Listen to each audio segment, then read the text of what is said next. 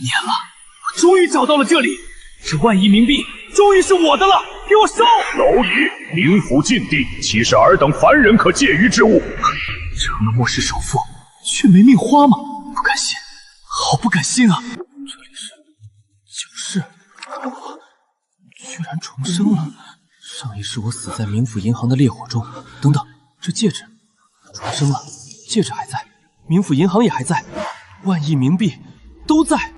冷静，现在是6月份，末世已经降临1个月了，看似正常，但大家都在恐惧。这一世，我有1万亿冥币，我要买下所有诡异场景，让鬼王臣服。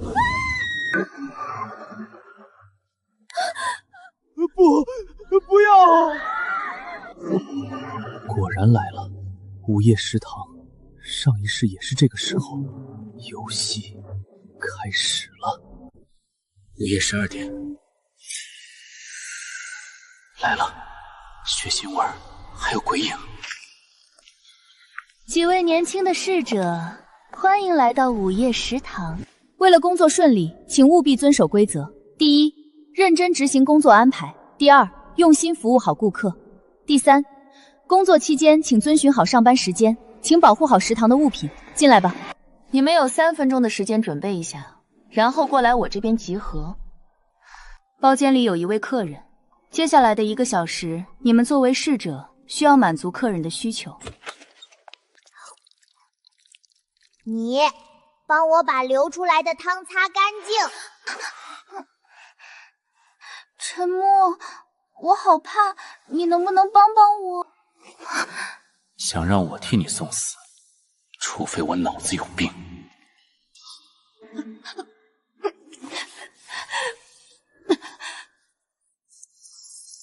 这是给你的小费。发财了！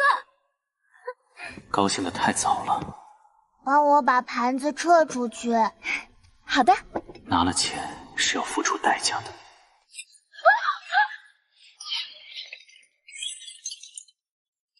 是谁把盘子摔碎的？破坏餐厅的盘子是要受到惩罚的。是他把盘子摔碎的！你在把我当傻子糊弄吗？你们干了什么？我看得一清二楚。我赔，打碎的盘子我赔。你确定要用这个赔偿吗？对，他没救了。可是你的冥币不够，盘子要20冥币，不够的部分用你的1半抵债。嘿嘿嘿，这是给你的小费。让你不救我，你也要死了！盘子碎了，让这个侍者赔。侍者只需服从，客人让他赔，他就得赔。当然，我手里有10冥币。10冥币不够，不想赔就去死。我知道不够，但是我从没说过我要赔偿这个盘子。高级酒店吃腻了，听说还是小作坊下料吗？把你们的菜单拿来，我要点一份菜尝一尝。你的那点小把戏，在我面前还不够看。你看出了什么？任务的生路其实就隐藏在任务开始时你说的规则之中。规则第2条，前来消费的是客人。经理，给我上一碟10冥币的花生米。身为客人，我要求拒绝赔偿盘子。你是第一次做诡异任务？这辈子第一次。我承认你很厉害。把我的10冥币给我，我不赔了，我也要点菜，我也要当尊贵的客人。你的10冥币已经给我了，是不能退还的。沉默，你早就看穿了，你为什么不跟我说？我为什么要救你？更何况你还想让我替你送死，还想污蔑我，以德报怨，何以报德？在你嫁祸我的那一刻，你的死亡已命中注定。你违反了诚实回答经理问题的规则。把你们的老板叫来，我有事想和他商量。我们老板轻易不会出面，如果你有什么要求，可以跟我说，我会满足你的要求。我的胃口很大，你满足不了。比如，我想买下你们的食堂。尊敬的客人，这超出了我的能力，但在我看来这是痴心妄想。我知道你没有这个权限，而且你误会我的意思了。我的意思是给老板一个无法拒绝的理由，比如冥币。尊敬的陈先生，我是经理厉潇潇，请稍等，我去喊老板。陈先生，我是个地痞无赖，您大人有大量。滚！先生，我是午夜食堂的老板，是你想要买下午夜食堂吗？陈先生，这地段很好，买下来绝对不吃亏，以后找几个大厨，生意哗啦啦就来了。陈先生，您能看出来，我的食堂虽然现在的经营遇到了一些困难，不过您放心，我的午夜食堂地段很好，您买下来绝对不吃亏。他说的对，上一世骷髅老板苦苦支撑，后来这里成为了名震一方的午夜酒店，重回末世，哪怕倾家荡产也要买下午夜食堂。不过可不能这么痛快，万一被他发现了什么。哥们儿，我爱说实话，午夜食堂不过一个小作坊，你这样说我有点难办啊。陈先生，我的意思是，您买不了吃亏，买不了上当，只是这价格有点贵啊。你说个数。150万，150万冥币。我再减个50万，我出100万冥币，现钱，一手交钱，一手交货，全款付清，不卡你尾款。没错，不过我有个小要求，午夜食堂里的员工要全部留下来，你不能带走。天哪，还要帮我付拖欠的工资，这是什么绝世大冤种？陈先生，您的眼光真是无可挑剔，买下午夜食堂绝对是您做过最正确的决定。100万买下200万的资产，还附带未来的大厨和员工忠诚度，这波血赚。陈先生，您看您什么时候付款呢？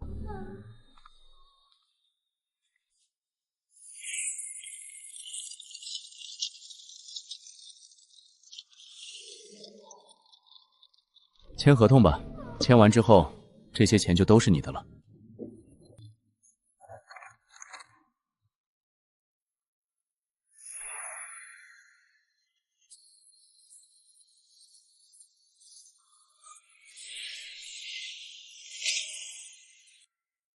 午夜食堂是我的了。厉小小，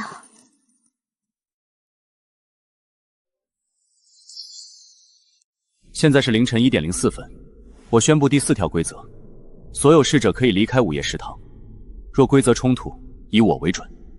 陈木同学，我们几个是不是可以走了？谢谢你，陈木。这位是新老板陈木，老板说了，补发所有拖欠工资。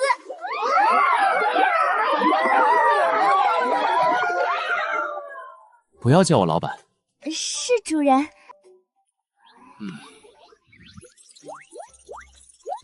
太弱了，全是鬼迷，连个鬼将都没有，契约不能浪费在他们身上。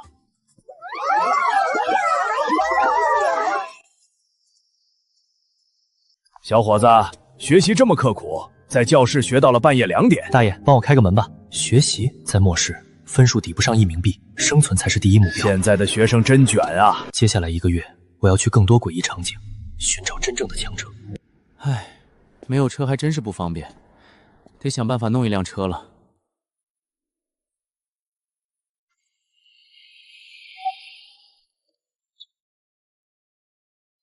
师傅，去望江小区。师傅，你开得太快了，有血腥味儿，这是幽冥出租车。到地方了，付钱1万冥币。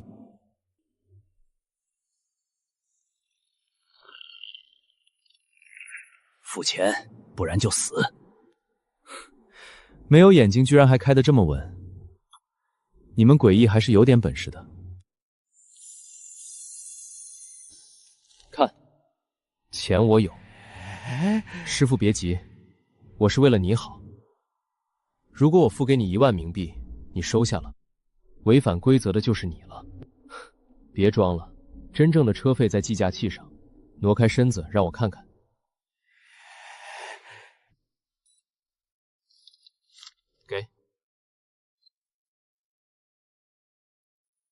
给我当私人司机，1个月2万冥币，还有绩效奖金。这是3个月的预付工资。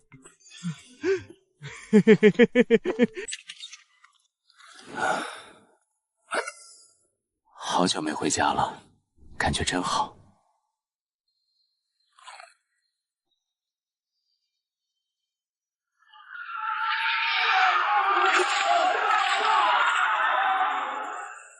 重生一次，我必须把所有稀有道具扫荡一空。遗物博物馆。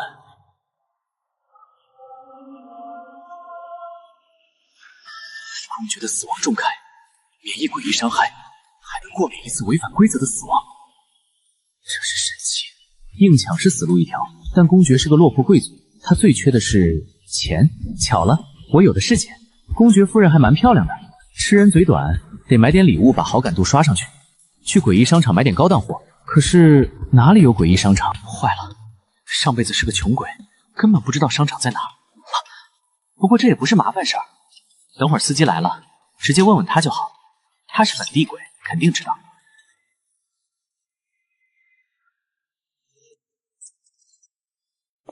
陈老板，顺路给您买了早点。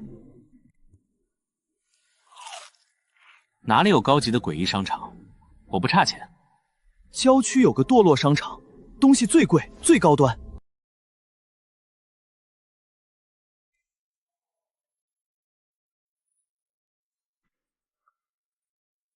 你在车里等着。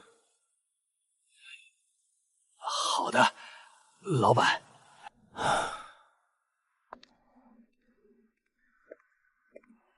欢迎来到堕落商场，先生，买了东西才能离开哦。不用跟我玩这种把戏，这是一种误导性规则，只要买东西就陷入了陷阱，不买东西其实也可以安全离开。你很聪明，请离开吧。离开？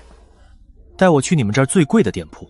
哦，真是个神秘的帅哥，跟我来。这里有酒水、衣服、首饰，各种昂贵的物品，还都是鬼界的大牌奢侈品，只要有钱都能买得到。先生，欢迎光临血色浪漫，我们这里有各种顶级的酒水，您想要点什么呢？这种给我来100瓶，全部打包。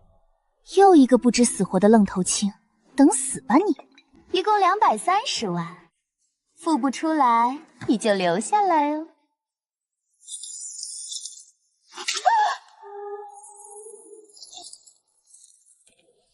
先生稍等，我这就喊经理。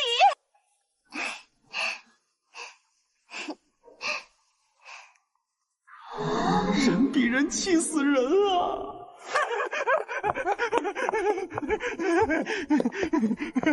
走啊！陈先生，恭喜您成为首位黄金客户。别急，还没买完呢，把最贵的珠宝拿来。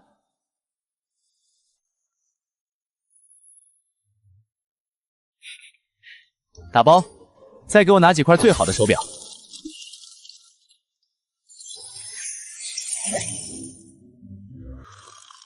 你们老板在吗？我想把这商场买下来，告诉他不差钱。老板出差了，我做不了主，但我一定转达。陈先生，鉴于您的尊贵，我为您开一张唯一的至尊黑金卡吧，白银、黄金，而在他们之上是至尊黑金。假如陈先生您要参加洛洛商场的诡异任务的话，在商场里面您就是 BOSS， 可以随意更改规则。即使是其他人，只要您愿意，您也可以动用至尊黑金卡的特权插手他们的任务。除此之外，如果您想逛商场，我们可以提前清空商场的其他客户，只接待最尊贵的您。您可以随时开分卡给你亲近的人，只要老板在商场内，老板随时见您。这是我权限，只给最尊贵的您。行，那你帮我开一个吧。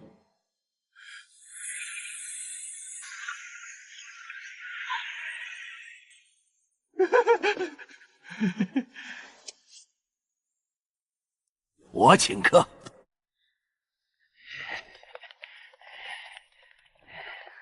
早知道就诱惑他了。恭送至尊黑金陈老板。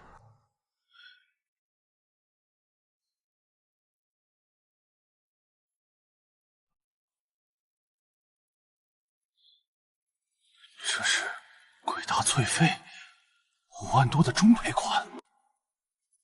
老板一直在关注我，被尊重。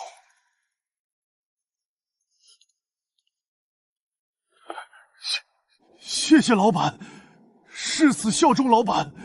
老板什么来头？竟然让堕落商场给他开了至尊黑金卡。老板，我们接下来去哪里？去迷雾博物馆。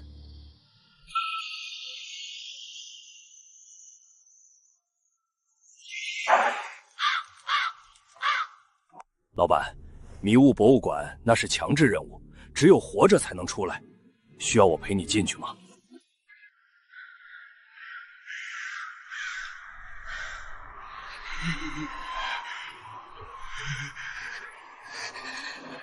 哥们儿，你也收到任务了，宝贝儿别怕，这都是小场面。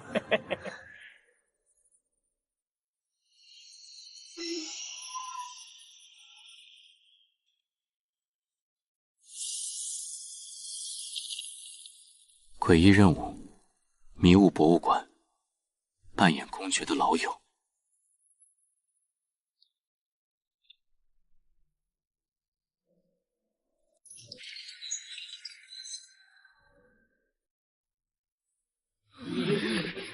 又是一群不懂规矩的穷鬼。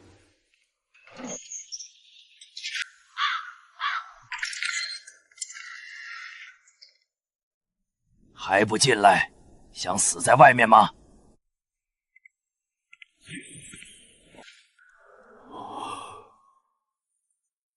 空间戒指是个有背景的人。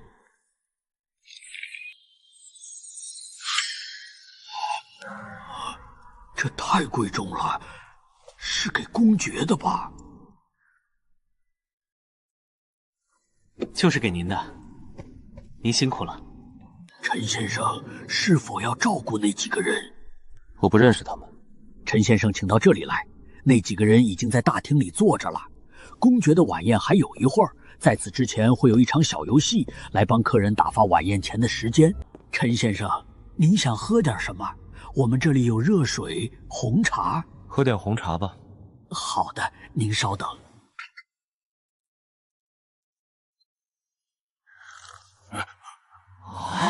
各位客人，公爵的晚宴还在准备中。为了帮各位打发时间，公爵大人特地为各位准备了一场小游戏。这场小游戏的名字叫躲猫猫。为了各位客人能玩得愉快，请务必遵守以下规则。游戏将于5分钟后开始，游戏时间为2个小时，时间到了，游戏将自动结束。游戏开始后，迷雾博物馆的保安将会出现，保安会在博物馆里巡逻，他们会杀死外来者，千万不要被保安发现。游戏过程中，请不要离开迷雾博物馆1楼，如果离开这个范围，死亡将会降临。4. 如果不幸被保安发现，请尽你所能躲避他们，但在躲避的过程中，请不要触碰博物馆的展览品。5. 除了地面和墙壁，所有不会动的物品都是公爵的展览品。6. 展览品是不能移动和触碰的，无论是谁敢移动或触碰，都会受到公爵的惩罚。兄弟，这个老管家也太狠了吧！规则太严了，根本没打算给我们活路啊！对啊，展览品不能碰，这还说得过去。但是除了地面和墙壁，其他不能动的东西都是展览品，这岂不是意味着我们躲藏的时候，连柜子、沙发什么的都不能碰？这还怎么玩？不对，一定是有生路的。有的时候任务的生路恰恰隐藏在严苛的规则中。如果看不出生路，那么严苛的规则将会给人带入死亡。但如果有足够的经验和智慧能窥探生路，那么严苛的规则反倒会帮助你活下去。所以，这几条严苛的规则到底在暗示我什么呢？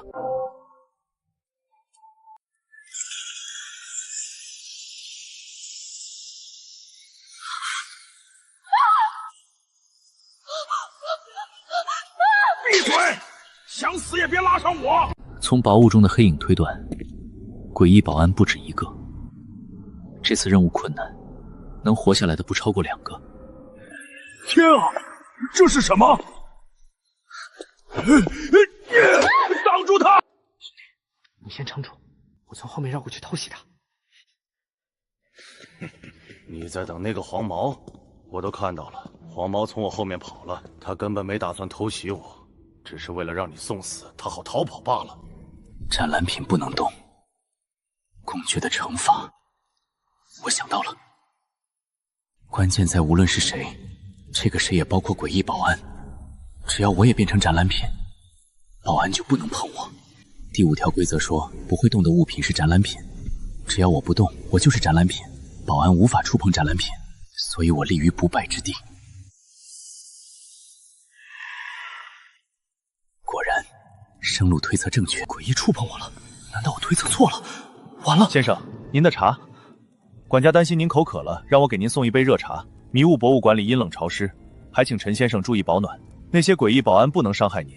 如果您不想参加游戏，可以随时离开。原来是 VIP 服务，这画风不对啊！别人在玩命，我在喝茶。有冥币真好啊！根据我的经验，这次的躲猫猫游戏是典型的首尾施压型任务，开始和结束时难度极大，中间是陷阱。现在的安宁是假象，最后10分钟才是真正的杀招。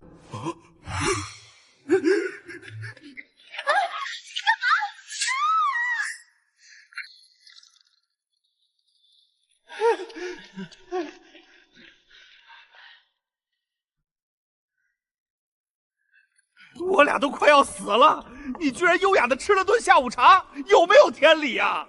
就是啊！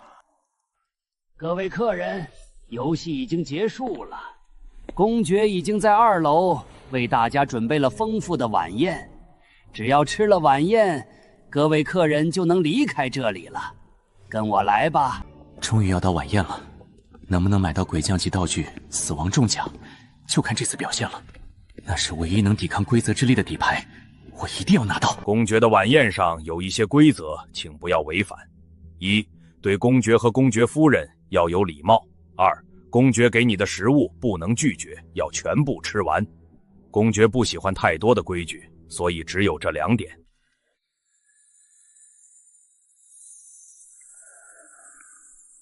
各位客人远道而来，我为大家准备了晚宴。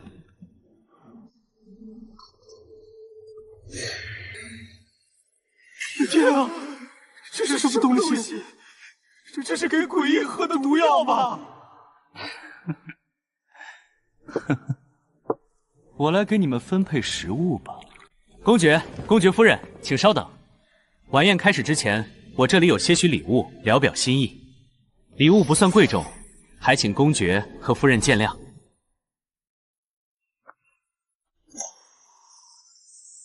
价值100万冥币的限定款。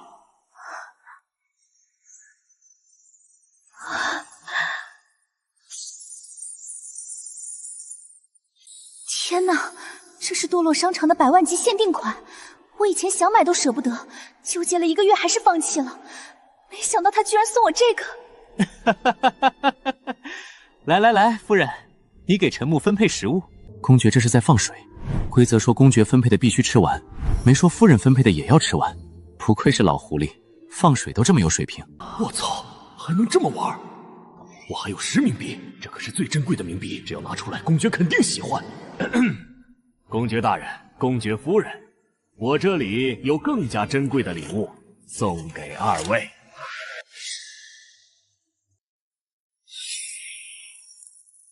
10冥币？你是来羞辱我的？我家瘦死的骆驼比马大，你拿个10块钱来羞辱我？敢在晚宴上羞辱公爵，拉出去砍了！这个人是你的朋友吗？我和他不认识。吃了。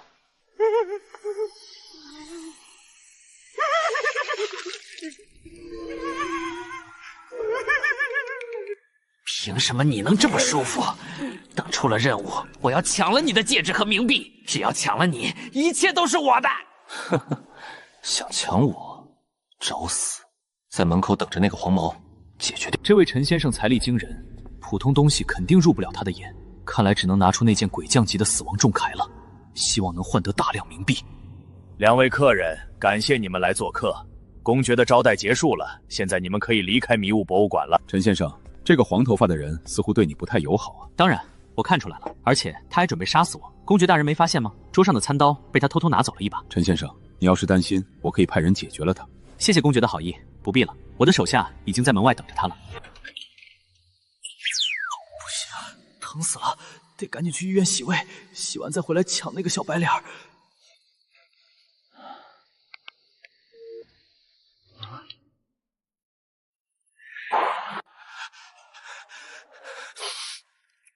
师傅，你这出租车是不是有什么问题啊？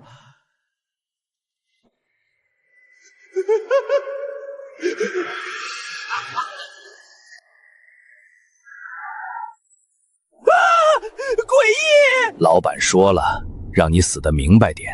我的老板就是陈木，你惹了不该惹的人，下辈子注意点吧。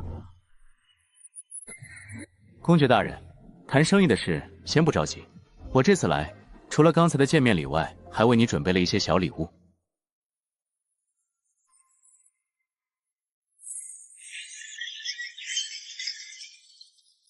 好久，好久啊！陈先生是真把我当朋友啊。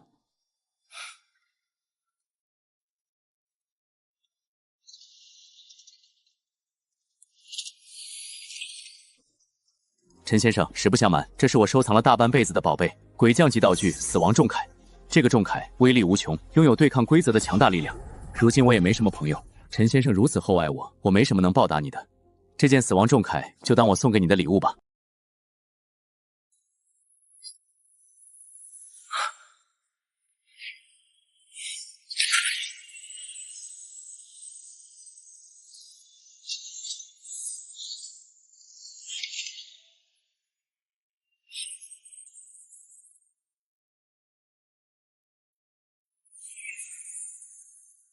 公爵大人，礼尚往来，死亡重铠太贵重，我不能白拿。这1000万冥币就当是我买下他的钱吧。陈木不贪小便宜，绝不让朋友吃亏。这个兄弟值得深交。陈木，你是我的好兄弟，这块令牌送给你，以后你要是遇到困难，捏碎它，我就知道你的位置，立刻赶去帮你。鬼将级的打手，整个城市的大 boss 给我当靠山，试问诡异末世里还有谁敢惹我？这波简直赚麻了。我准备在诡异末世里多买些产业，只是手里的冥币太多了，钱多的不知道怎么花，一次又只能进1个场景，不知道先买哪些最合适啊。我觉得学校是一个值得购买的诡异场景，高级诡异也有子女，也抢着进好学校。你要是买下好学校成了校长，那些高级诡异想让孩子上学，是不是得求你办事？这就欠了你天大的人情。还有医院也是稀缺资源，哪个诡异不受伤？你要是成了诡异医院的院长，谁还敢得罪你？不怕没人帮他治病？到时候你想找他们办事，就是一句话的事。多谢公爵指点，让我彻底明确了方向。1-2天后，我的高中就会变成暗夜高校，我正好去买下它，顺便再去一趟午夜食堂，把堕落商场的购物卡发给我的员工们，让他们见识一下什么是神仙老板。老板，那个黄毛解决掉了。老板你放心，交给我的事儿，我肯定办得妥妥的。那个黄毛永远也不会出现了，他已经死在那片树林里了。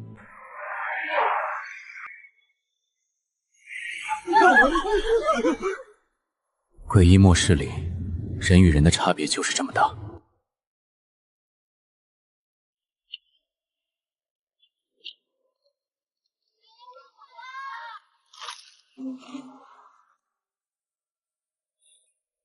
去午夜食堂。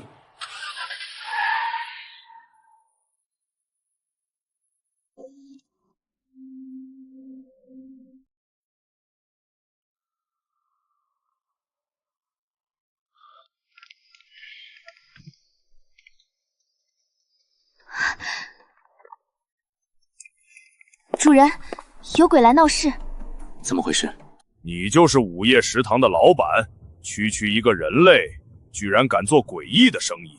我劝你不要不识好歹，赶快把午夜食堂卖给我，我出100万冥币买你的午夜食堂。我数3个数，你赶紧滚出去，我可以不计较。就凭你一个鬼兵级的人类，也不看看我的实力。有句古话叫识时务者为俊杰，都当了董事长了，怎么一点都不懂事儿呢？小心！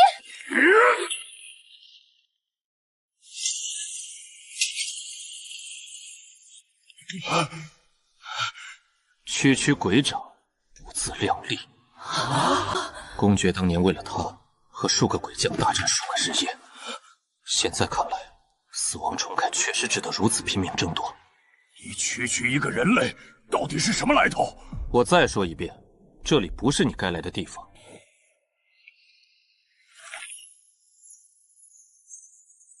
这是鬼将令牌，要是早知道他有令牌，借我100万个胆子也不敢来挑衅啊！陈老板，我滚，我这就滚！我看你地板脏了，我用身子帮你擦擦。一天24小时工作，实在是太残酷了。只要对我忠心，我陈牧是不会亏待你们的。把员工们都喊过来，我给大家宣布件事儿。我们午夜食堂现在推出了全新的福利，每人1张购物卡，金额5000冥币，每个月还发1000冥币的购物金，一直工作一直有。福利是什么东西？老板给了工资，为什么还给福利？好处都给我们占尽了，老板还赚什么？真是一群合格的韭菜啊！被压迫习惯了。别的地方没有福利，那是别人的事。在我的食堂，人人有福利，只要好好工作，以后福利越来越好。从今天开始，工作时间修改，每天24小时工作，缩短为20小时，剩下的4个小时，你们可以做自己想做的事，休息、睡觉、购物。老板居然对我们这么好，大好的韭菜啊！等以后推广8小时双休加保险，这群诡异还不把其他不给福利的老板给骂惨了？降维打击，这绝对是降维打击！福利得慢慢提，现在缺人手，先苦一苦他们干20小时。等以后再减到16小时、8小时，他们岂不是得更卖力了？割韭菜简直太爽了！陈老板，你真是我们的活阎王啊！活阎王，活阎王！虽然在诡异文化里这是最高赞美，但这称号听着多少有点地狱啊！上一世诡异末世5年，我连自己能不能活下去都决定不了，随时会被诡异剥夺生命，重活一世。这一次，我一定要掌握诡异末世中至高无上的权力。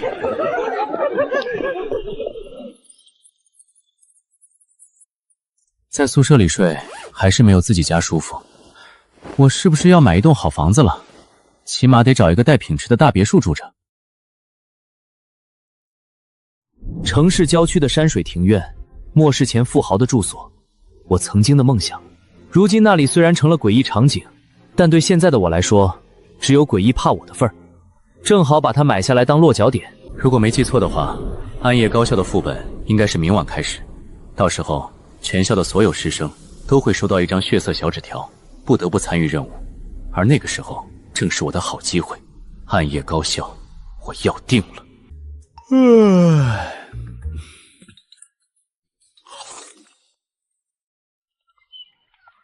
好好珍惜最后的美好时光吧。今晚暗夜高校副本开启，学校就会变成人间炼狱了。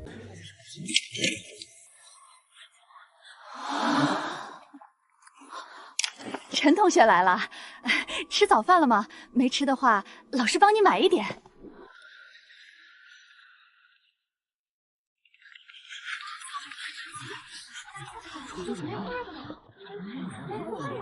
陈默，听说你把诡异都吓死了。天哪，你真的把午夜食堂买下来了，太牛逼了吧！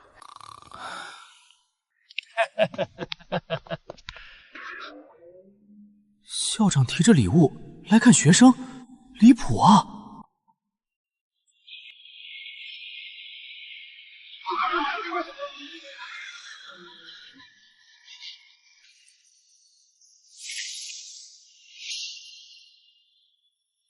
天哪，这是诡异任务，我太倒霉了吧！我也被选中了，不出意外，整个学校在劫难逃了。神啊，救救我们吧！别找神了，陈牧就是神，让陈牧救你。诡异末世怎么能逃得掉啊？不是生就是死，任何想要逃避的人，反而是死得最快的人。只有直面任务，才有可能活下去。这次的致命考试对我来说是一个挑战。5年前我失败了，这次我一定要找到生路，看出规则的破绽。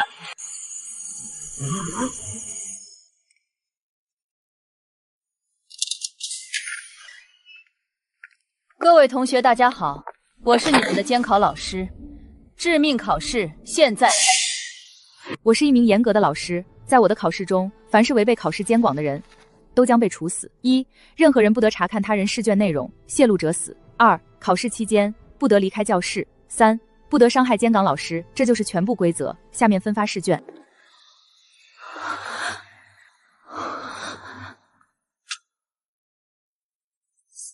果然，内容没变。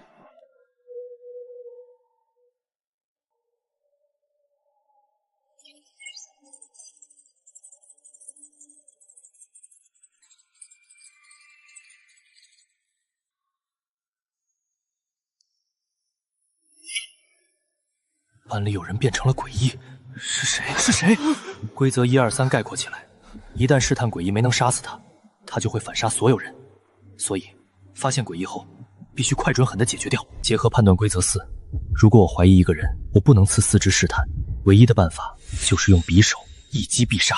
如果他不是诡异，那他必死无疑。考试的规则在引导参与者进行杀戮，这就是暗藏的杀机。班级人数少于1半自动通过。在死亡威胁下，有人为了活命会选择自相残杀，这才是致命考试最恐怖的一幕。不用试了，他不是诡异，他只是被第4条规则束缚着，不能说话罢了。我不是诡异，我现在能说话了。陈木，谢谢你救了我。看来陈木确实是有能力的。考试已经过去了半个小时，到现在为止，我暂时也还没找到生路。整个学校1/3的班级已经见了血光，再找不到破局之法，后果不堪设想。我知道了，监考老师就是我们要找的诡异。不，你的答案是错的。为什么？相信我，提交这个答案的人已经可以等待考试失败的死亡命运了。唉。监考老师不是答案。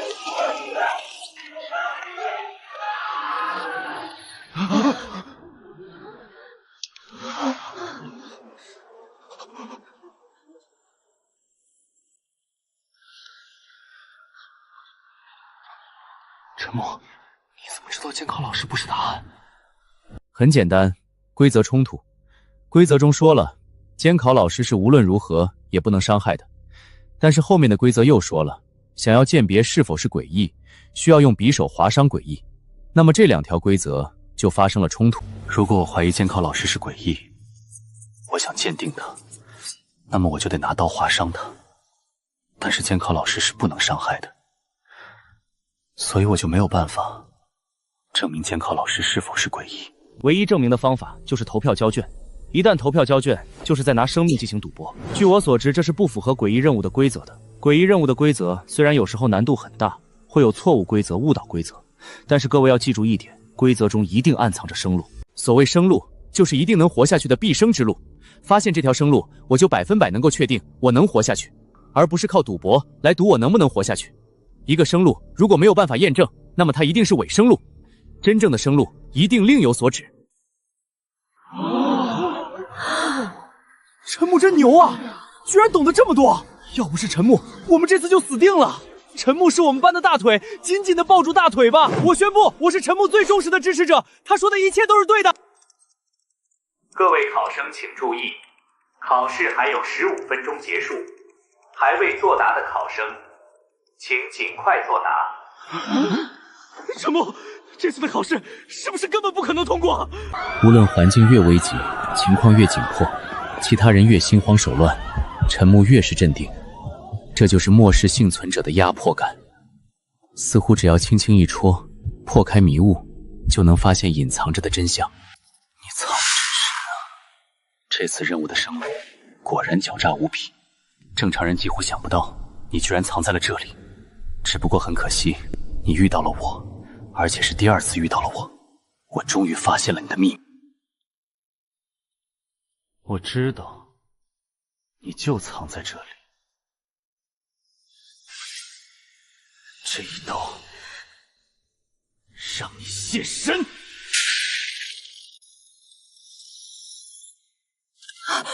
课桌，诡异居然是课桌，这怎么可能？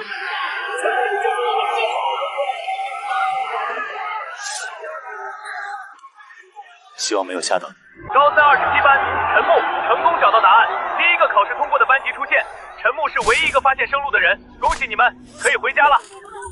我战胜了前世的自己，终于找到了生路，拯救他们。陈木同学，你居然发现了生路，这让我感觉非常不可思议。我承认我小看你了，即使是我都不可能发现生路。我想请教你，你是如何发现的？又怎么确定是王小咬的课桌？这很简单，诡异末世的规律，生路隐藏在规则之中。我是在一条条规则中推测出这条生路的。只有强者才能从规则中寻找蛛丝马迹，这种人都能在诡异末世中拥有一席之地。在刚拿到试卷的时候，看着密密麻麻不下于10条的规则，我和你们一样都感到眼花缭乱。放弃无关的干扰，寻找最核心最本质的目的。最核心的目的就是找到隐藏的诡异。那么我就开始进行分析，将眼花缭乱的10几条规则分门别类，从中挑选出最关键的几条，告诉我们如何寻找诡异。读懂了这几条规则，我才能找到生路。锁定了这几条关键规则： 1. 诡异很懒惰不动； 2. 诡异偶尔会发出怪叫声； 3. 诡异和人类一样，肢体外表难发现。这3条是原规则，其他干扰辅助证。原规则只有这3条，我称之为原规则。除了原规则外，其他的规则我称之为次规则。不过我很快陷入了困境，我想你们和我一样陷入困境。困境源于第3条原规则，诡异和人类一样，肢体外表难发现。我们自然认为变成了某个同学模样，紧接着大家理所当然开始在同学里面寻找谁是诡异。其实你们都错了，你们都落入了陷阱中。我也落入了陷阱里，不过我很快发现了异常。我是在第1条原规则里发现出的异常，诡异很懒惰不动，这是一个对诡异很不利的规则。如果诡异伪装成了同学，那么在发现他之前，他是不会移动的。一个活生生的同学却不能移动，这不是明显的破绽吗？如此一来，就很容易找到诡异，通过考试。然而现实情况截然相反，没有一个班级通过了考试，这恰恰说明了我们对原规则第3条理解有误。想通了这一点，我的思维就清晰了很多。我开始反复默读规则3，想要从中找到蛛丝马迹。规则3玩了一个文字游戏，诡异和人类一样，都有2条胳膊和腿，从外表上很难发现谁是诡异。2句话用句号隔开，意味2句话没有因果。于是我把2句话分成2个规则理解。那么问题来了，诡异到底会变成什么样子呢？我们现在来理解前一句。在前一句中，提示写着诡异和人类一样都有2条胳膊和腿，这其实是一个很明显的提示，告诉我们诡异有4肢。4肢不仅是胳膊和腿，对于板凳、桌子来说，它们也有4肢。那么教室里这么多的桌椅板凳，到底哪一个才是诡异呢？这就要看原规则第2条，诡异偶尔会发出怪叫声，这其实是极其关键的一条规则。诡异发出声音，于是我开始留心有没有桌椅板凳发出声音，最终我听到了3次，3次声音都来自王小小的课桌。于是，正如你们所见的，我拿起了匕首。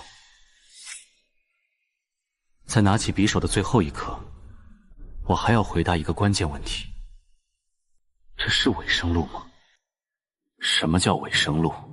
这种生路无法证明，证明有可能付出生命代价。赌它对不对？那生路就是伪生路，会将我们带入死亡。那么我猜测的生路是不是伪生路？我砍了那张课桌，没有生命危险。规则保护我劈杀前无法伤害，匕首砍死诡异。2条规则保护我验证完全没有危险，所以我这么做了。结果大家也看到了，找到生路，诡异就是那一张课桌。你的强大超乎我的想象，我承认刚才小看你了。老师，我通过了考试，有没有资格见一见你们的校长？你想见校长？你很有勇气。你作为唯一一个找到答案的考生，当然有机会见到校长。不过我很好奇，你为什么想要见到暗夜高校的校长？难不成你因为通过了考试，想要找校长要奖励？要奖励？呵呵，当然不是，因为我要买下暗夜高校。你说什么？你想买下学校？我就说吧，陈木有钱的程度超出了你们的想象。上次午夜食堂任务里，陈木直接就把食堂买下来了。这个学校至少得10个亿，陈木真有这么多钱？当然，我会跟你开玩笑吗？我的时间很宝贵，带我去见你们校长吧。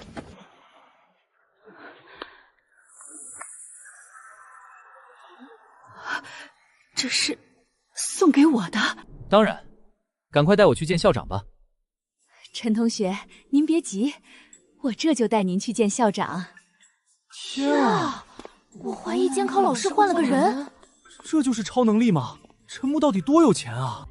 陈同学，校长的脾气可能不那么好，所以等会儿你进去了，有什么话赶紧说，千万不要惹怒了校长。脾气不好？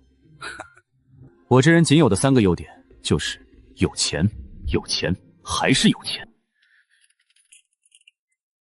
进来。校长，这是我们班的陈同学，他想要来见您。你怎么回事？居然敢把人类带进来！校长先生，远道而来，小小礼物，不成敬意。这个人类一见面，竟然送上了好烟好酒，伸手不打笑脸人，总不能轰出去吧？一块30多万的手表，现在的人类都这么有钱吗？不对，是眼前的陈木很有钱。哎，这么客气干什么？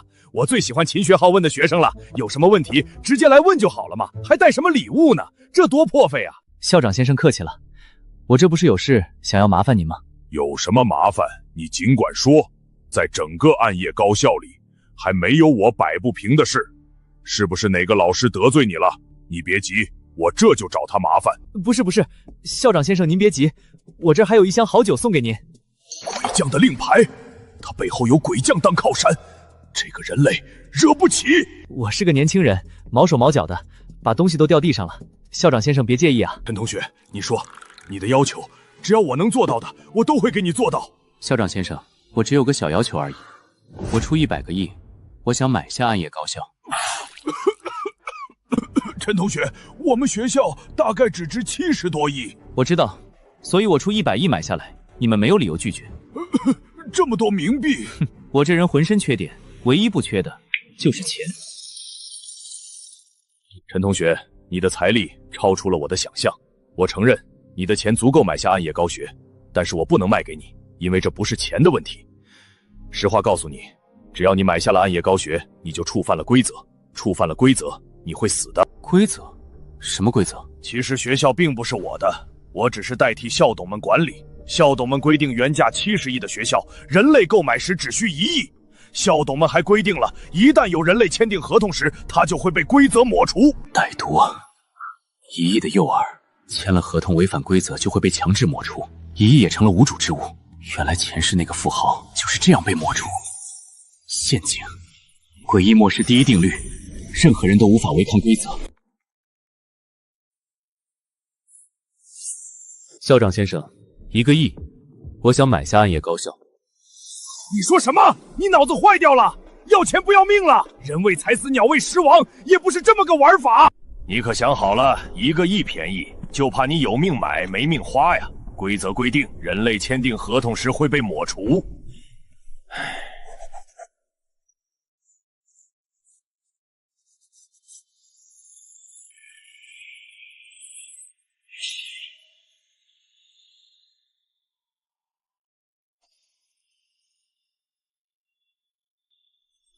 你为什么你还没死？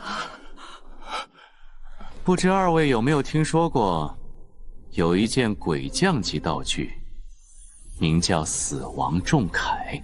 死亡重铠，这可是传说中的能够逆天改命的强悍道具啊！世界之大，只有1件而已。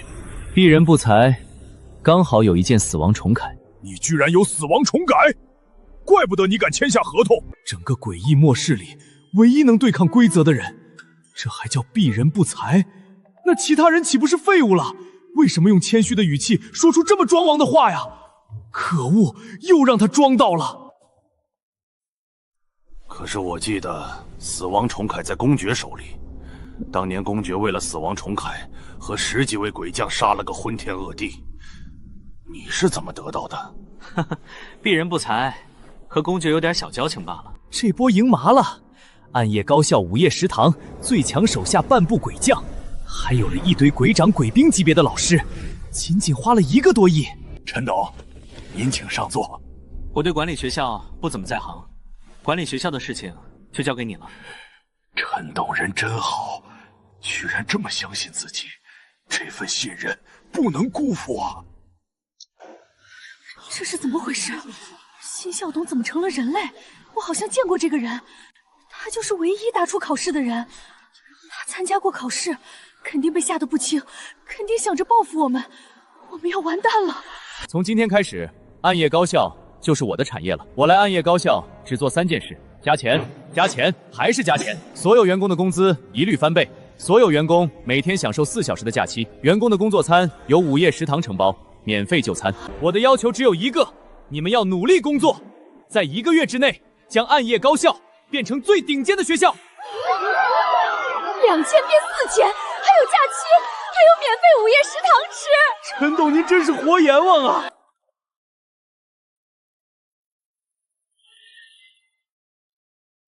去山水庭院。老板，我感觉您的气息要比之前强了很多。肯定是暗夜高校的作用，每买下一个诡异场景，实力都会提升一大波。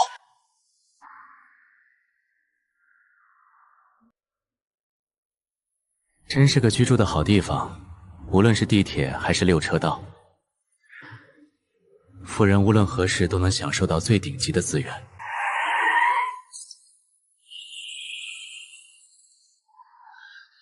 老板，我的车开不进去山水庭院。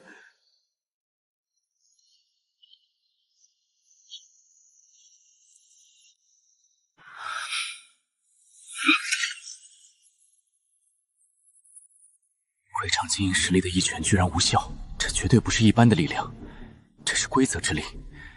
整个山水庭院被规则保护着，外人除非看破规则，否则鬼王也进不去。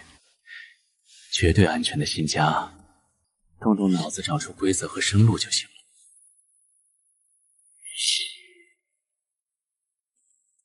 真是活见鬼了！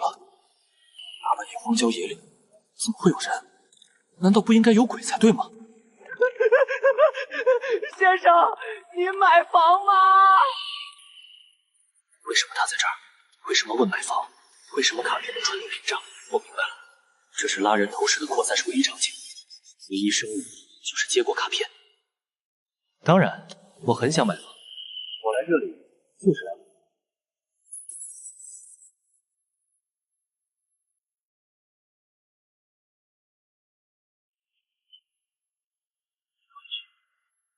真有趣，事情开始变得有意思起来了。小兄弟啊，你在想什么呢？唉，我是在想，这别墅变得这么破旧，我买下来之后得花多少冥币才能修复好啊？这地方倒是不错，就是太旧了，不过翻修一下，应该在盘算能卖个好价钱。这个年轻人太狂了吧！现在年轻人都这么抽象的吗？小兄弟，你知道把这些别墅买下来得多少钱吗？得这个数，5000万冥币呀！你有这么多钱吗？才5000万，挺便宜的，我买了。这年轻人脑子有病吧？这可是5000万冥币，他对冥币没有概念吧？我堂堂大 boss， 身价才200多万，他能掏出5000万？开什么玩笑！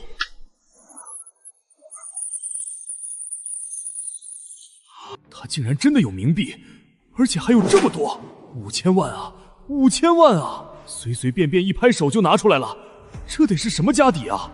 好了，别废话了，签合同吧。5000万，整个山水庭院卖给我。好，我们现在就签合同。他实力不如我，在我的地盘，规则由我定。5000万卖给他有点亏了，不行，我得再提价。我要让这只待宰的羔羊大出血，狠狠赚他一笔。小兄弟啊，不好意思，我还没有跟你说山水庭院的规则呢。进入山水庭院，想要活着离开，这离开你必须完成下面2个规则。狮子披上羊皮，并不意味着变成了羊，你非要玩成人情世故，陈老板很生气，后果很严重。好啊，正好我有几个朋友，这不要搬新家了吗？我想请他们来做客。还真是个软柿子，这么快就服软，准备坑朋友给我拉人头了。写上邀请语送给朋友，只要来了2个人，你就能离开。当然，你还得花1个亿买别墅。2张太少了吧？我的朋友很多，起码需要4张卡片。这小子知道这是在用朋友的命换自己的命吗？竟然嫌少要4张！好家伙，这是把朋友往火坑里推呀！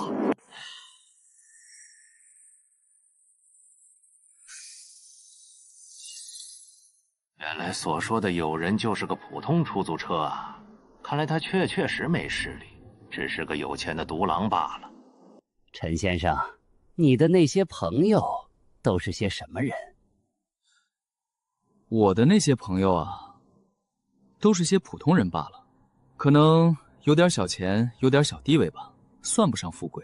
现在闲着没事，要不你先把1亿冥币给付了？我知道你很急，但是你先别急。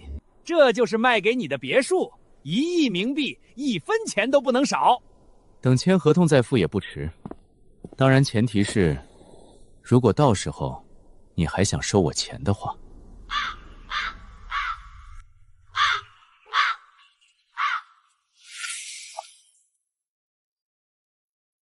洛洛商场经理，陈先生，您是我们唯一的至尊黑金客户，我代表洛洛商场祝贺您乔迁之喜。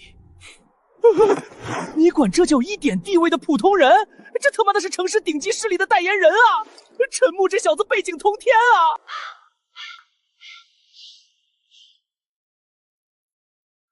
午夜酒店经理厉笑笑前来祝贺主人乔迁。午夜酒店的背后老板居然是他！完了，出事了！别叫了，又来什么大人物啊？我心脏受不了了。暗夜高校校长前来祝贺校董陈董乔迁之喜。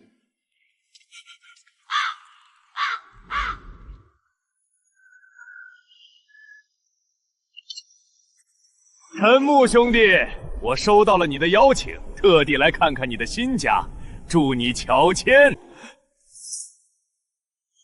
玩扮猪吃虎是吧？你喊了3个顶级势力代言人加一个最强鬼将，我现在就算你把钱塞给我，我也得跪下磕头求你收回去啊！陈木小友，带我们参观参观你的新房子。你们不就在新房子里吗？刚才人家说要用1亿冥币的价格把这栋别墅卖给我。1个亿？听说你打算把这栋破玩意儿用1个亿卖给我的朋友？没有这回事，绝对没有这回事！我那是跟陈老板开玩笑呢。只要陈老板一句话，别说这栋破别墅了，整个山水庭院我都要免费送给陈老板。但凡我收1块钱，都是对陈老板的不尊敬。这可不行，我不缺钱，怎么能白拿你的东西呢？陈老板千万不要推辞，你要是不签合同，我就不起来。我还是喜欢你刚才桀骜不驯的样子。我就说老板人很大方吧，要主动把别墅送给我，我不收他还不乐意。行吧，你走吧，路上小心点啊。陈木小友，这个诡异吃了个大亏，心里肯定充满怨气，要不要我帮你出手，免除后患？不必劳烦公爵出手了。你猜我为什么要提醒他，路上注意安全？每个人都会犯错，从错误中吸取经验，下辈子注意点就好了。终于捡了一条命回来，我那么多套大别墅啊，就这么白白送人了。不行，我咽不下这口气。那个公爵能护他一时，护不了一世。我早晚要找陈木报复回来。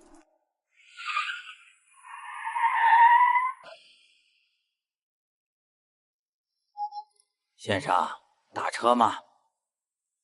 不打！我现在很生气，不想死的话就滚远点儿。你看上去很生气的样子，是不是对刚才的事感觉咽不下这口气？刚才的事儿？你一个司机怎么会知道我的事儿？我的老板说了，如果你觉得咽不下这口气，那么就让我帮你直接验命吧。你的老板？那个送卡片的出租车，陈木的一个司机都比我强。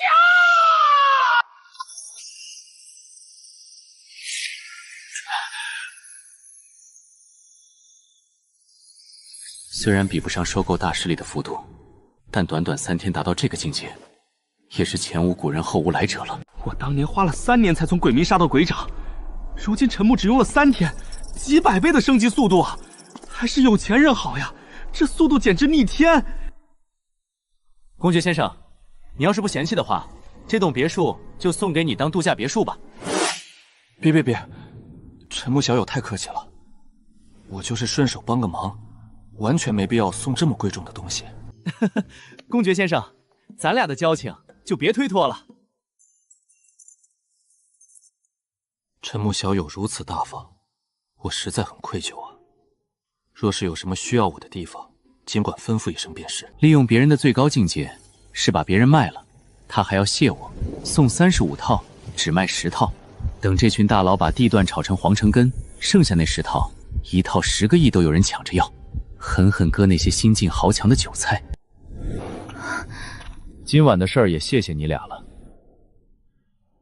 山水庭院里还有很多别墅，我给你俩留着呢。只要你俩努力工作，我也会给你俩免费送别墅。厉小小，如果你能在1个月里让整个城市的餐饮都成为午夜酒店的市场，那么我会送你1套大别墅。校长先生，如果你能在1个月里让城市里的所有诡异都想把自己的孩子送到我们学校，那么我也会送你1套别墅。经理先生，你看我这几10套别墅，很多都是没装修的毛坯房，装修材料、家具什么的，我打算在你们堕落商场采购，你可得给我个优惠价格啊。陈先生，您放1万个心，如果不能让您满意，我提着头来见您。反正都要找人装修，交给自己人还能拿内部底价，省了监工，还能让有鬼将撑腰的商场极度上心，还能送个顺手人情。有什么困难尽管开口说。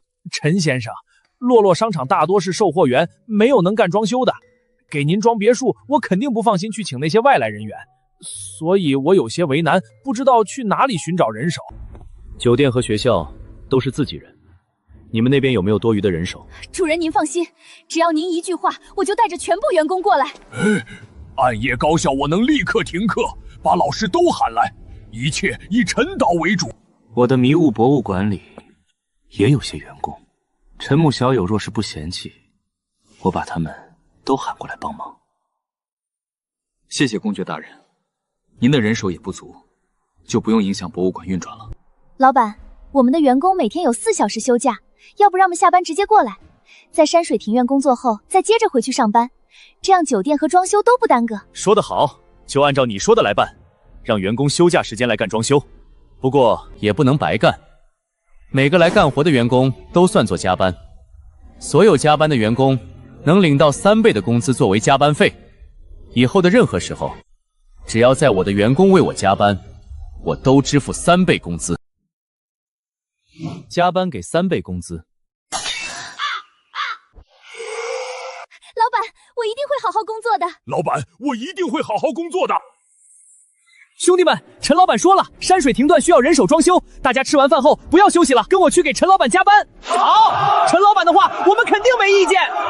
天天领这么高的福利，我都愧疚啊！终于能多上班了，我都迫不及待了。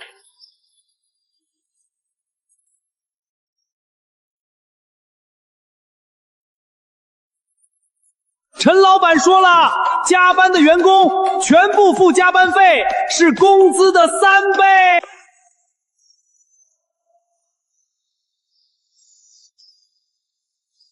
你看，像陈老板这么善良的人，活该他赚大钱，住大房子，活该他赚大钱，住大房子。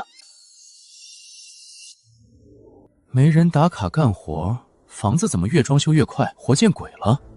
问了厉小小才知道，他们都没领加班费，绝对不能开这个坏头。我的命令必须忠实执行。从现在开始，每一个加班的员工必须要考勤打卡，一定不能缺卡漏卡。陈老板这么困难，我还吸陈老板的血，我还是鬼吗？我对不起良心啊！既然必须拿加班费，那我们就多干一点儿，早到迟退，只在规定时间打卡，相当于给老板省钱了。这群诡异什么脑回路？怕自己累出毛病，我还得多出医药费，这特么是恶意加班！给我严抓考勤管理，坚决拒绝早到迟退，不能多干1分钟。还有你，按时下班。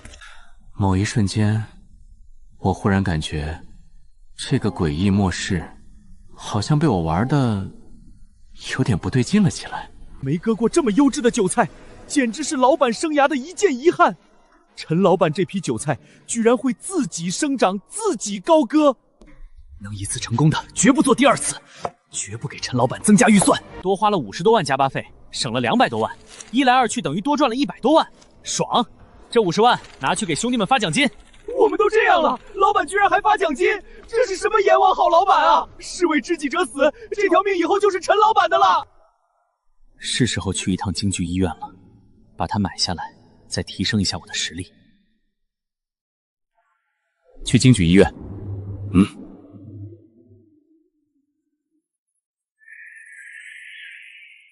好，就停在这里吧。你在外面等我，说不定我会需要你的帮助。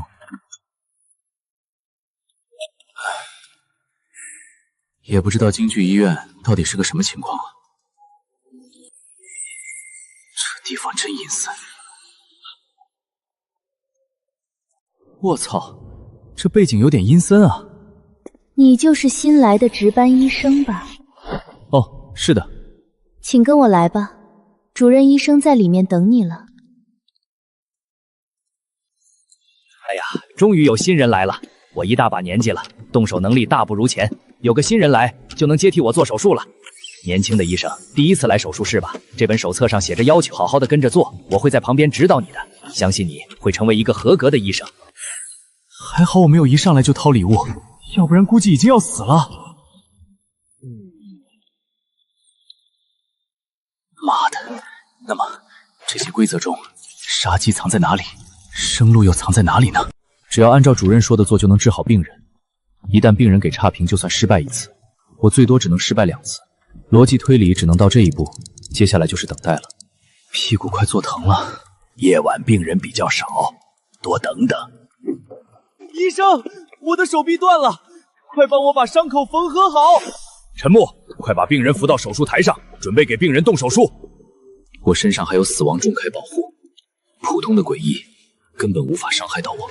你干得很好，下一步把消毒水拿过来，给病人的伤口消毒。是这个瓶子吗？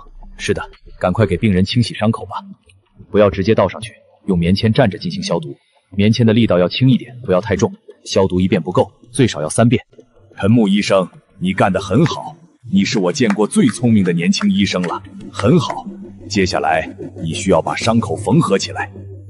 血管很粗大，即使没受过专业训练也不困难。手术结束了，整个过程下来没有任何异常，一切都很顺利，但我嗅到了一丝不对劲的感觉。这位年轻的医生，你的医术很高明，真是妙手回春啊！如果满意的话，记得给个好评哦。果不其然，出意外了，哪里出了问题？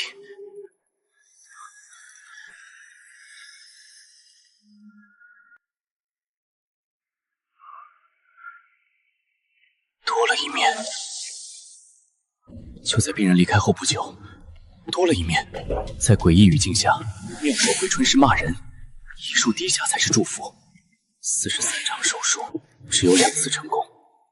主任医生的医术一点也不高明，完全是个庸医。第一次出现了错误的规则。主任医生，请告诉我，在你过去的43场手术里，你成功了多少次？你是一位技术精湛的医生吗？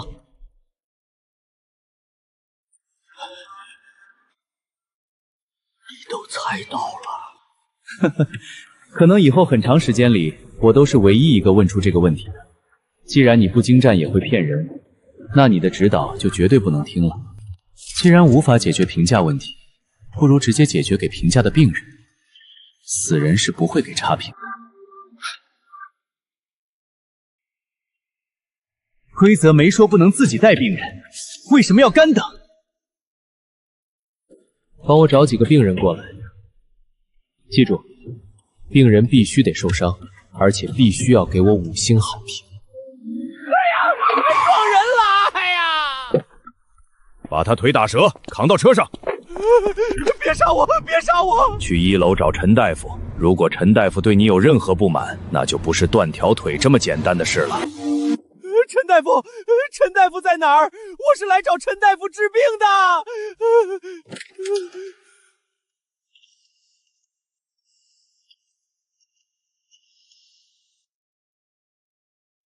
陈大夫的医术真是高明啊！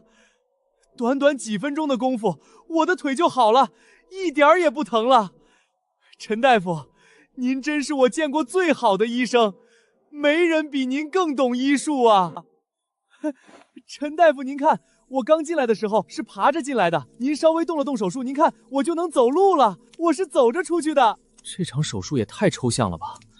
我的司机多少有点狠啊，把诡异都整出心理阴影来了。找到了任务的生路，不过这个生路很特别，只对我有用。别的医生治病靠医术，我治病靠一个字：钱。只要钱够多，没有治不好的病。陈医生，你看你的第2个病人就对你很满意。陈大夫，陈大夫在哪里？我们要找陈大夫治病。怎么是他？真是冤家路窄啊！上一世就是这只诡异让我断了一根手指，十指连心的痛，我记一辈子。这种仇岂能不报？我宁愿只要60分及格，也要把你斩草除根。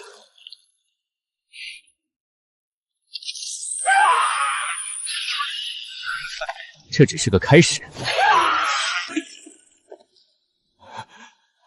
不好意思，我医术不精，把他不小心治死了。你把他的尸体扛走吧。陈大夫，您看，他还活着呀！您看他一直在抽搐，您完全是肉白骨活死人的神医啊！好兄弟，你还没给陈大夫手术评价呢，在给陈大夫5星好评之前，你千万不能死啊！快，赶快给他5星好评啊！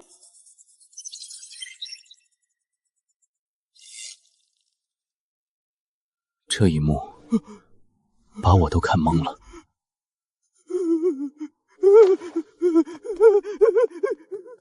第1个病人才给了40分，简直是一大败笔啊！拿不到满分有些遗憾。陈大夫，不知道您是做什么的呀？那些病人好像很怕、很尊敬您啊。陈大夫，我错了，我刚才真是瞎了眼了啊！您这么优秀的大夫，大发善心，我非但不感恩，还给您打了40分，我有罪啊！求求您原谅我吧，我这就给您改成满分。呵呵，得罪了我还想走？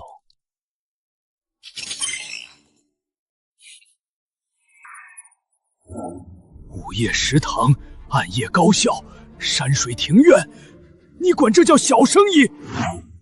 有点小钱！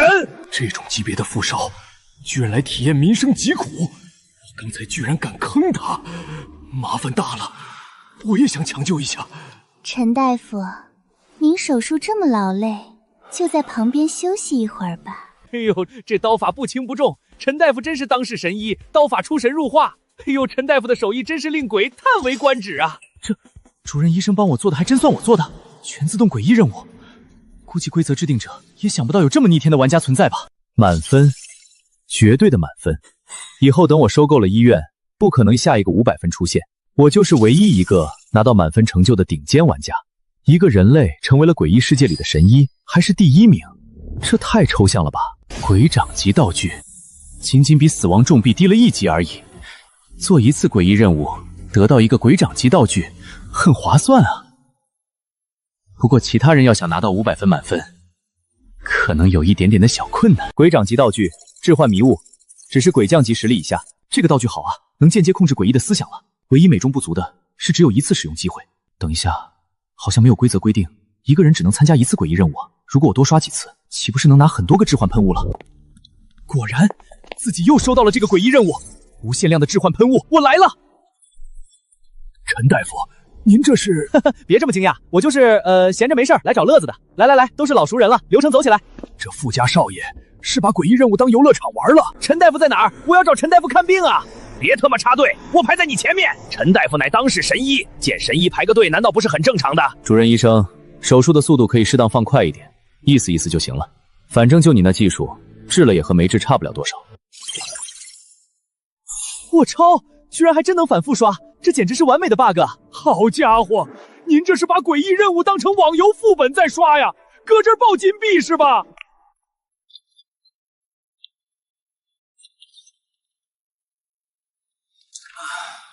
怎么回事？羊毛薅不到了？别啊，我可是花了半个小时呢。诡异末世还是有点弱啊。算了算了，1个月3次薅羊毛也应该知足了。今晚怎么回事？有3个倒霉的人类来做任务了？哪有3个人？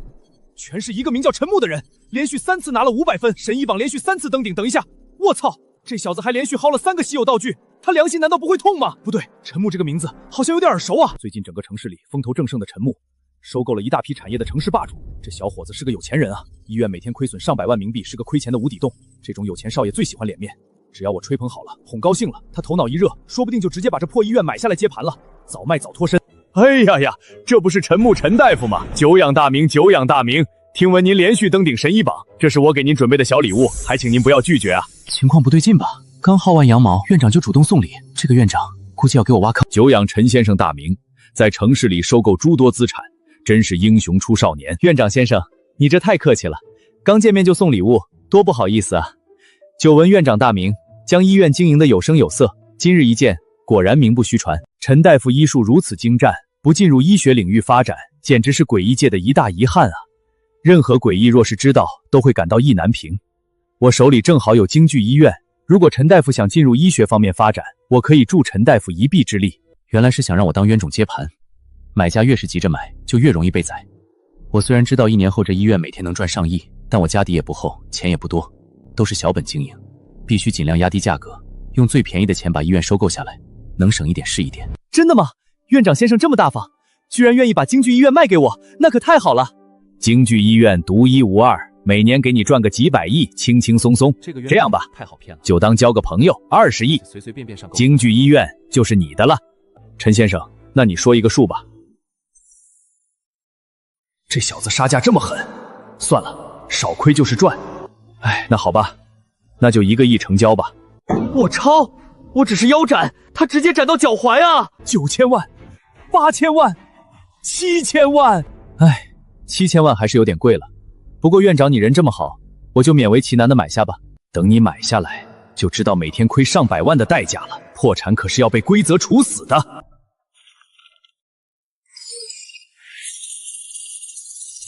连鬼将都没有的空间戒指，他到底有什么背景？签完合同，我必须立刻远走高飞。这个冤种终于签字了。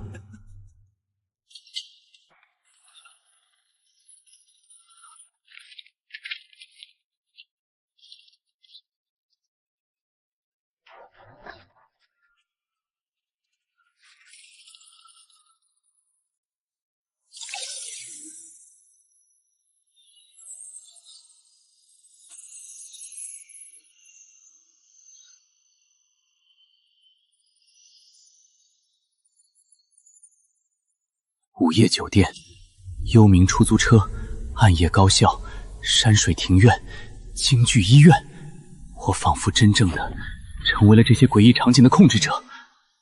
难道说我能在这上面写字？在诡异末世里，只有2个阶层：统治者和被统治者。人类以往都是卑微如蝼蚁的被统治者，而现在，我能给10个人布置诡异任务。从这一刻开始，我摇身一变，变成了半个统治者。我得试试这个纸条是不是真的可以布置诡异任务。对了，之前有个江火一直黑我，带头在网络上疯狂道德绑架我，骂我自私、冷漠、为富不仁。你不是放话想亲自来午夜酒店吃顿饭？行啊，今天就成全你。如果有一天我能对诡异分发纸条，如果我能收购所有的场景，这岂不意味着我将成为至高无上的主宰？诡异末世从何而来？规则为什么无法违背？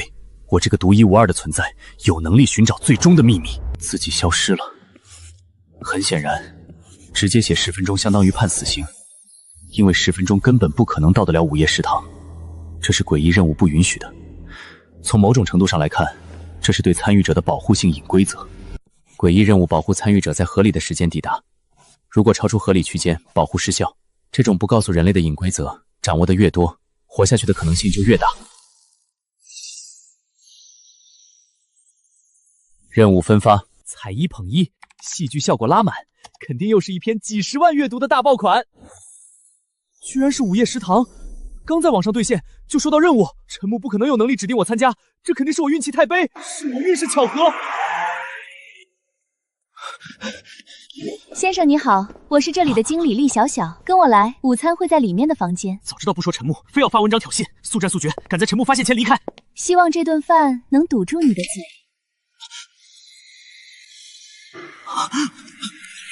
吃完这顿，这辈子再也不吃夜宵了。经理，我已经吃完了，快让我离开。你吃饭的速度还挺快的，早知道你这么能吃，我就应该多给你准备一点。你应该没吃饱吧？招待不周，真是抱歉呢。够吃了，够吃了，多谢款待。慢着，你先别走，你的任务完成的出色，所以我给你个机会，只要你给我100冥币，我就放了他。你觉得如何？让我花钱救一个不认识的小女孩，也叫机会？对不起，我很想帮她，可惜我口袋里没有冥币。等等，你不能走，你的任务失败了。碗里的东西我吃得干干净净，你们是不是玩不起？它也是食物。你胡说，规则说人类不是食物。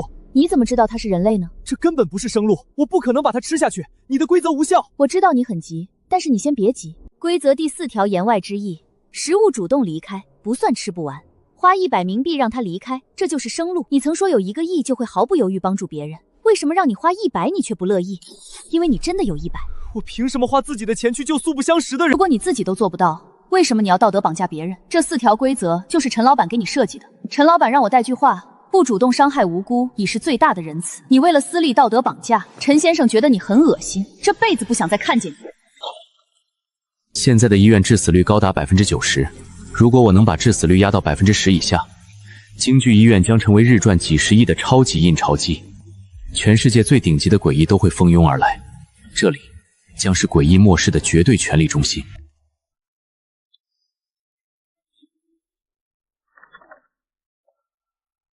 全都是一群至死鬼不偿命的好大夫啊！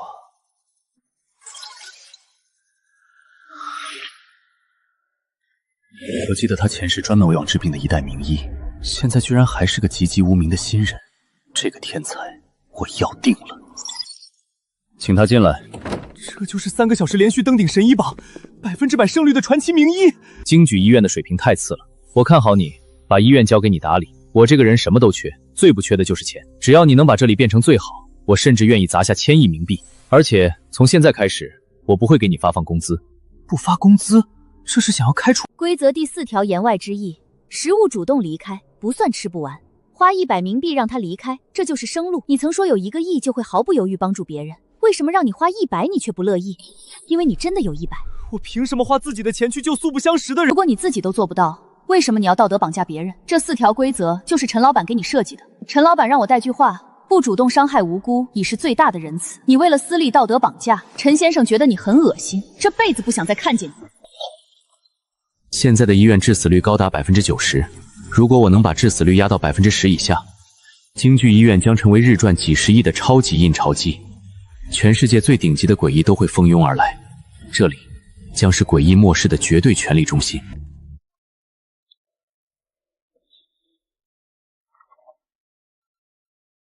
全都是一群至死鬼不偿命的好大夫啊！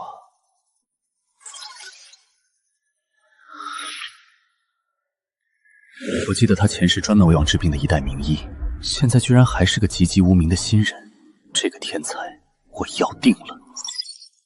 请他进来。这就是3个小时连续登顶神医榜，100%胜率的传奇名医。京剧医院的水平太次了，我看好你，把医院交给你打理。我这个人什么都缺，最不缺的就是钱。只要你能把这里变成最好，我甚至愿意砸下1000亿冥币。而且从现在开始，我不会给你发放工资。不发工资，这是想要开除？10冥币免费治病，绝对是陷阱。一个人类怎么可能给我们发福利？万一是真的呢？捞陈老板羊毛的机会啊！就当10冥币打水漂了。京剧医保居然是真的，这群医生服务态度太好了，兄弟。我真的不敢相信，京剧医保居然是真的！陈老板真是活阎王啊！快去买医保，捞他的羊毛！警告：有诡异发现了医保的巨大漏洞。自以为发现了极其宽松的审核漏洞，花10冥币就想来薅我的羊毛，却不曾想，那个漏洞是我故意留的，就是为了骗你们来给我的医生积攒经验。进来。陈老板您好，我是亡灵地铁的老板。亡灵地铁，我前世去那儿做任务，真是一把辛酸泪。这是交通要塞，我正想买呢，他居然主动登门拜访。你好，你好，你好，你好，请坐。前来找我是有什么事吗？陈老板，一点小心意，不成敬意。这个诡异一上来就给我送礼物，听说陈老板喜欢手表，希望陈老板不要嫌弃。以前都是我给诡异送物，今天居然颠倒过来了，这就是地位提升的原因。让你破费了，你的礼物我很喜欢。你找我是有什么事吗？是这样的，我有个朋友，他想请你帮个忙。是这样的，望江市的诡异数量不多，地铁每一天都在亏钱。听说陈老板喜欢收购濒临破产的场景，所以我想要邀请您去亡灵地铁视察一遍。如果陈老板感兴趣，我想把亡灵地铁卖给您。好家伙，居然有幕后 boss 直接上门求我收购了。可以，我跟你去实地看看情况。陈老板，您什么时候有时间？我这边随时有空，随时欢迎陈老板来视察。那就今天吧。陈老板，您的时间比黄金还宝贵，如果您允许的话，我想直接在此处使用空间折叠功力带您穿越过去。可以。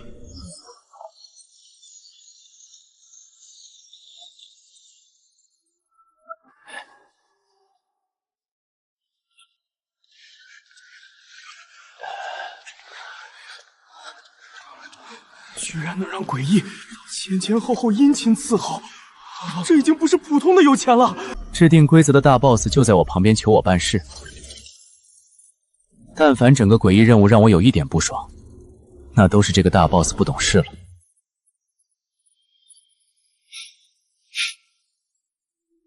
欢迎各位新来的乘务员，我是你们的领班。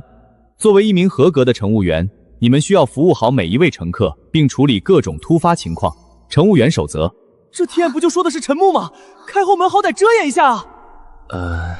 陈老板您看，这是我们的入站口，都是刚翻新不久的。如果陈老板您不满意，在卖给您之前，我可以按照您的要求重新进行翻新。喂，乘务员，你们是怎么回事？为什么地铁还没有出发？不好意思，是我来的慢了点，让你久等了。我在哪儿？我是谁？我吼了陈木！啊！陈老板，您听我解释，这都是误会啊！我现在的任务已经是闭着眼睛就能通关的水平了，就算我路都不想走，自然有诡异把我抬到终点。喂，那个戴帽子的乘务员，我需要一条毯子，3分钟之内必须把毯子送到我手里。那个高个子的乘务员，我的行李不知道丢在哪一节车厢了，10分钟内必须给我找到。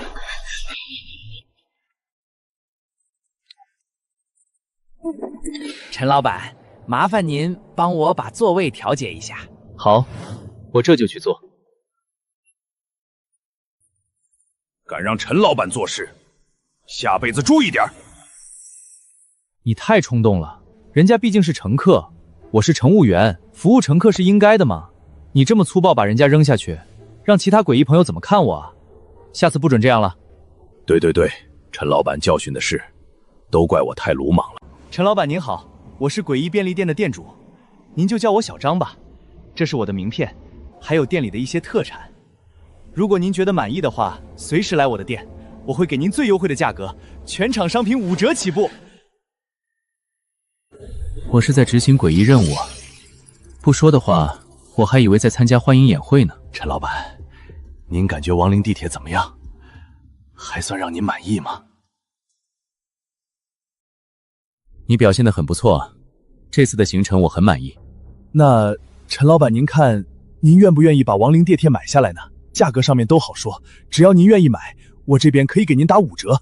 如果陈老板您还不满意，价格我们都可以商量。一上来就拦腰砍。行了，就这个价吧，5000万冥币，我把地铁买下来了。行，陈老板，我们现在就签合同。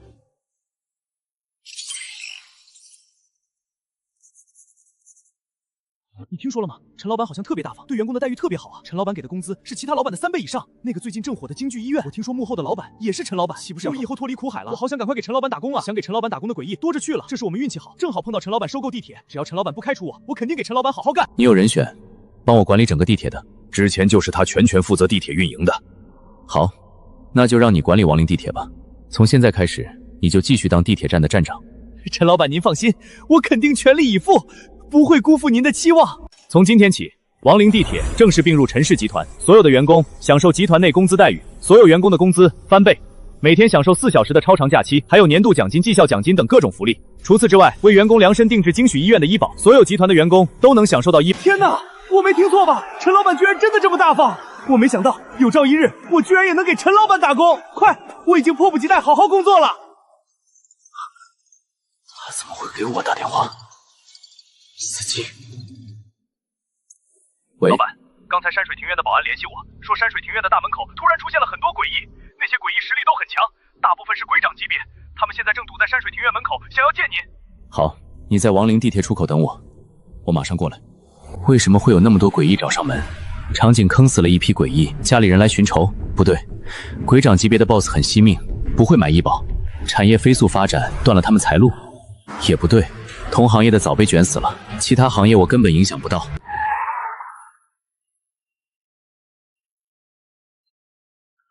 陈老板来了，大家快冲啊！陈老板别走啊！看看我的诡异场景吧，我的诡异场景快要倒闭了，我可以低价出售，陈老板救救我啊！我的打3折出售，只要求当面交清冥币。这是爆发了经济危机，冥币稀少，场景一旦倒闭，老板就会被规则处死。为了活下去，他们只能疯狂低价甩卖。现在只有我手里有海量的冥币，等经济危机一过，这些产业都是日进斗金的印钞机，发大财的机会，彻底控制望海市的机会来了。别着急，一个个排好队。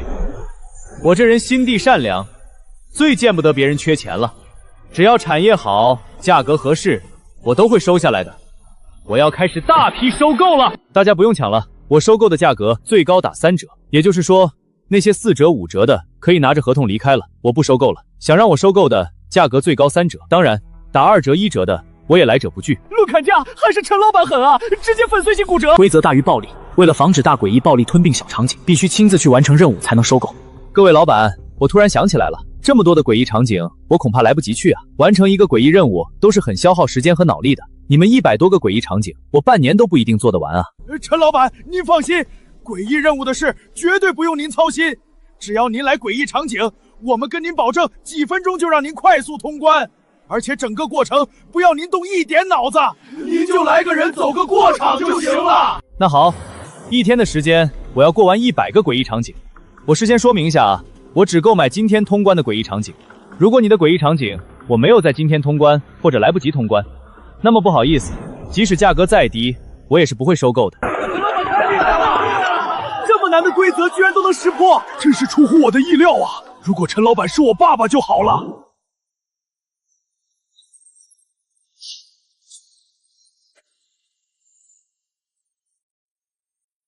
结束了。是的，陈老板，望江市的诡异场景您都全部通关了。那好，把合同拿过来吧，我来签字。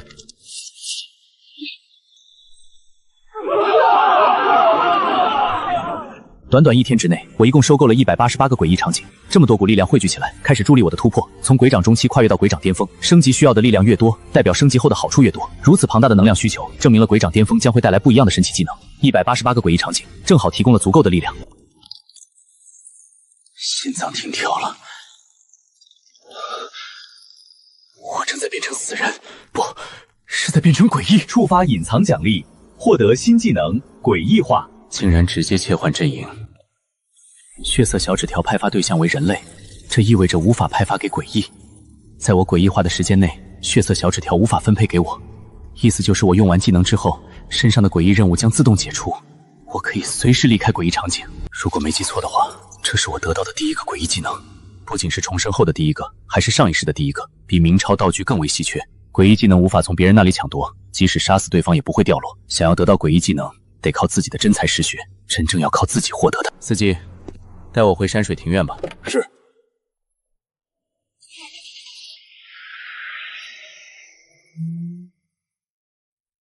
陈老板慢走。不对劲，加速离开！任务完成了，陈木区死了，咱俩下半辈子衣食无忧。不管你是谁，既然想寻死，我成全你。陈木一死，咱们后半辈子衣食无忧啊！听说你们想杀我，我现在就站在这里，就站在你们面前，来啊！不是想杀我吗？哈哈哈哈！说吧，是谁让你们来的？如果没有人指使，你们不可能有胆量刺杀我。你们的幕后主使者是谁？是隔壁尹都的元帅，是他让我们找机会刺杀您的。尹都，那座彻底隐于黑暗的城市。我和尹都元帅没有半毛钱关系，他为什么想要杀我？利益。我掌控了整个望江市，他把我当成了一块大肥肉。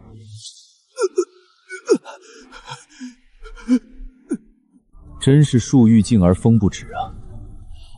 这是一个重大的威胁，最好的办法就是杀死那个尹都元帅，即使对方是鬼王，我也要逆天而行，挥刀弑神。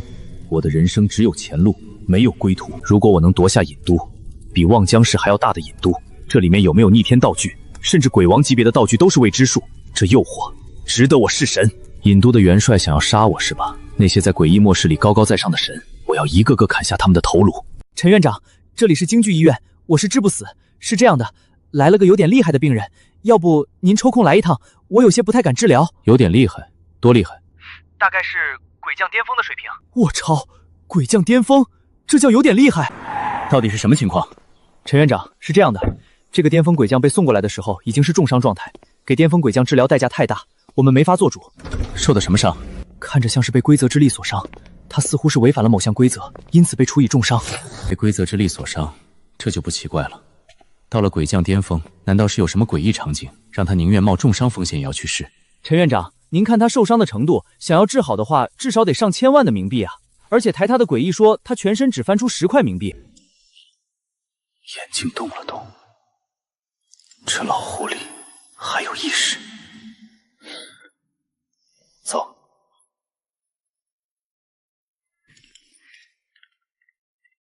这个巅峰鬼将对我们的态度如何？他来的时候已经昏迷了，不过他重伤垂死时选择了我们京剧医院，我觉得起码他对我们没有敌意。如果把他治好，他能恢复巅峰实力吗？需要多久恢复？恢复意识时应该在鬼兵级别，慢慢提升直至巅峰，大致持续1个月，当然想拖到1年都没问题。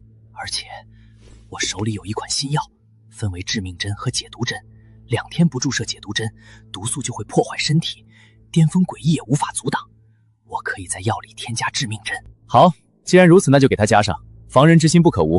很好，那就回去吧。对了，我怀疑巅峰鬼将还能听到手术室里的对话，我要拜托你帮我演场戏。咱们不认识他，何必付这么大代价？医院缺钱，你很难办啊。有些事不是钱能衡量的。京剧医院的宗旨是救死扶伤，我已经决定了，就这么去做。居然自掏腰包给我治疗，如此仗义的人，简直是末世里的一股清流啊！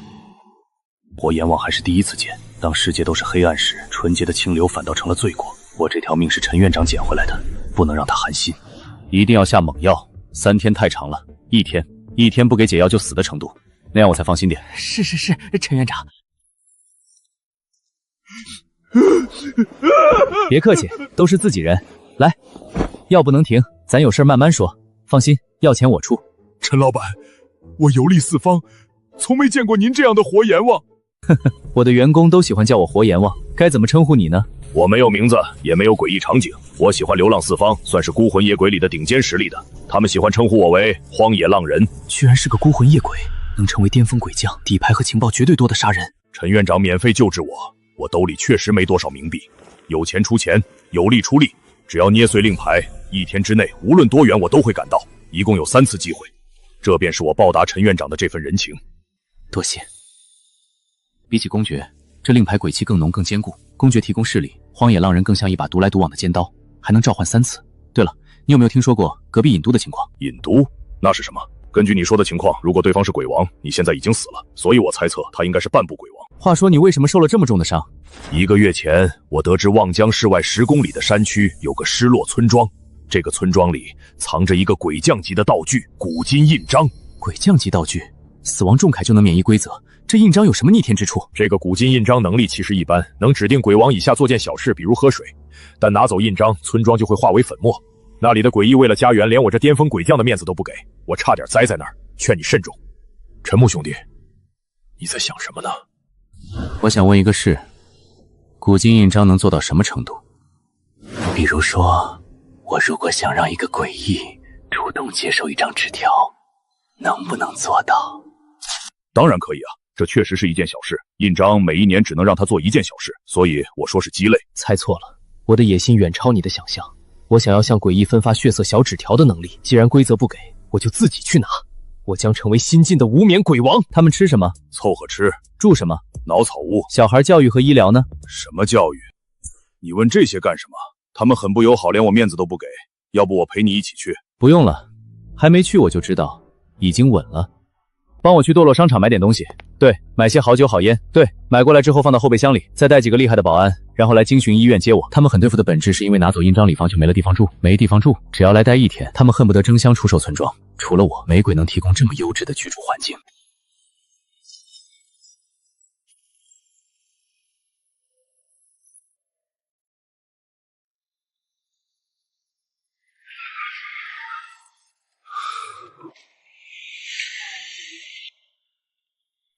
走，跟我去村庄里。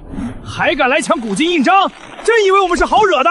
把这几个尸体挂在村门口，让那些来做任务的看看，这就是下场。想毁了我们村子的，来一个杀一个！兄弟，你们也是来抢古今印章的？你们这是什么情况？巅峰鬼将前几天刚来都死了，除了鬼王，鬼王之下的最好都别碰，必死无疑。听我句劝，苦海无羊，回头是岸。走吧，相信我，我会开出他们无法拒绝的条件。唉，好言难劝该死的鬼，除了鬼王，没人能通关。又来了，一天3批想拆村子的，不想变成尸体赶紧走。我们是想和你们商量点事情的，顺便带了点小礼物，表示我们的诚意。老板，这些东西放在哪里？就放在这里吧。好强大的气息，这又是一个鬼将，怪不得挑战者都折戟沉沙。陈先生真是太客气了，都是些不值钱的小东西，主要是表达个心意。我话说在前头，失落村庄是不能被毁的，你懂我的意思吧？你放心，我不会主动毁了失落村庄的。我在望江市里给你们安排居住场所和工作，失落村庄呢，就送给我吧。实在不好意思，失落村庄是我们的家乡，是不可能轻易交出去的。口说无凭，要不这样，你们派2个人跟我去一趟望江市。我想想，要不我跟你一起去望江市看看吧。好，那我们现在就走。当然，如果有其他的诡异想去，也可以一起跟着去。只要搞定了老村长，就等于搞定了整个场景。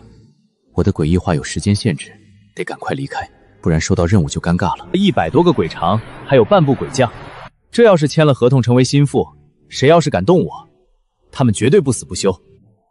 这100多号兄弟以后就是我的左膀右臂。老村长，你可是我第1个鬼将级合同工。这个酒店装修真豪华，听说也是陈先生产业，叫陈老板。陈老板真他妈有钱，我感觉我们抱上了一条粗大腿。陈总，给他们安排一下。陈先生，这也太奢侈了，真没必要准备这么多。各位朋友，实在不好意思，今天来的仓促，来不及准备，所以只给大家上了员工餐，大家就先凑合一下吧。下一顿再带大家吃点好的。加入我的集团之后，每位员工每个月最低有3000冥币的工资，当然这是最低的，多劳多得，每天仅只工作20小时就足够了。以前在村庄每天24小时随时有生命危险，两相对比，陈老板的集团简直就是地狱啊！我们要叛变！这些 VIP 套房都是为我的鬼将准备的，住进来不仅看病免费，还能享受治不死大夫亲自治疗。陈老板，有没有一种可能，我也是鬼将？我知道，哼。只可惜你还要掌管失落村庄，跟我合作的鬼将都可以在山水庭院有一套自己的别墅，这附近就是地铁、最豪华的商场、游乐场和电影院。陈老板，您手下还缺鬼将吗？别急，再带你去暗夜高校逛逛。如果是我的鬼将，他的小孩可以获得入学资格，而且还有专门的班级。陈老板，不用再说了，我这就带您去把我们村拆了。我只有一个要求。我们都要跟您签终身合同，孺子可教啊！陈老板，事不宜迟，要不您现在跟我们回去一趟，您放心，肯定包您满意。好，那现在就走。必须保护好陈老板。陈老板要是没了，我们就真成了孤魂野鬼啊！陈老板说了，拆一间房签一个合同，拆完立刻签终身合同。陈老板，您可以过来了。陈老板先看我家，我拆得快。陈老板离远点，小心灰尘。没事，我正在诡异化。动作轻点，拆不满意不签合同。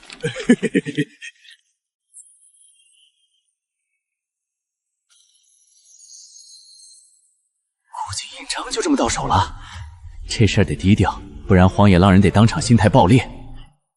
看来自己的路还有很长啊。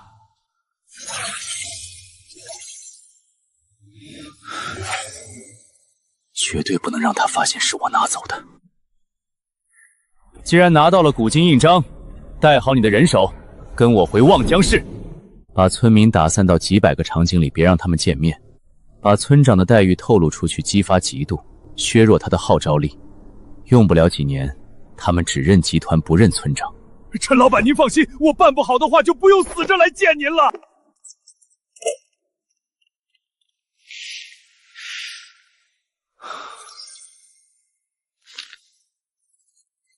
最关键的一步，好不容易拿到准鬼王级道具，千万别出岔子。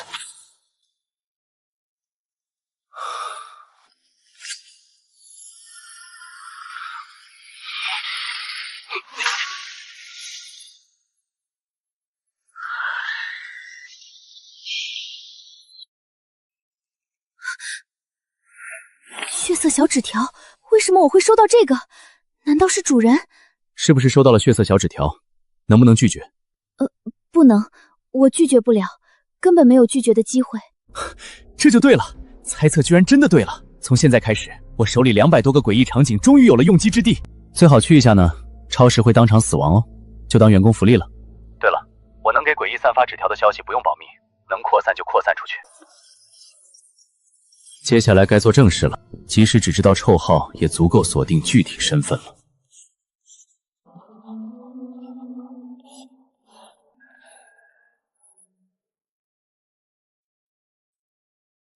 一定要他死，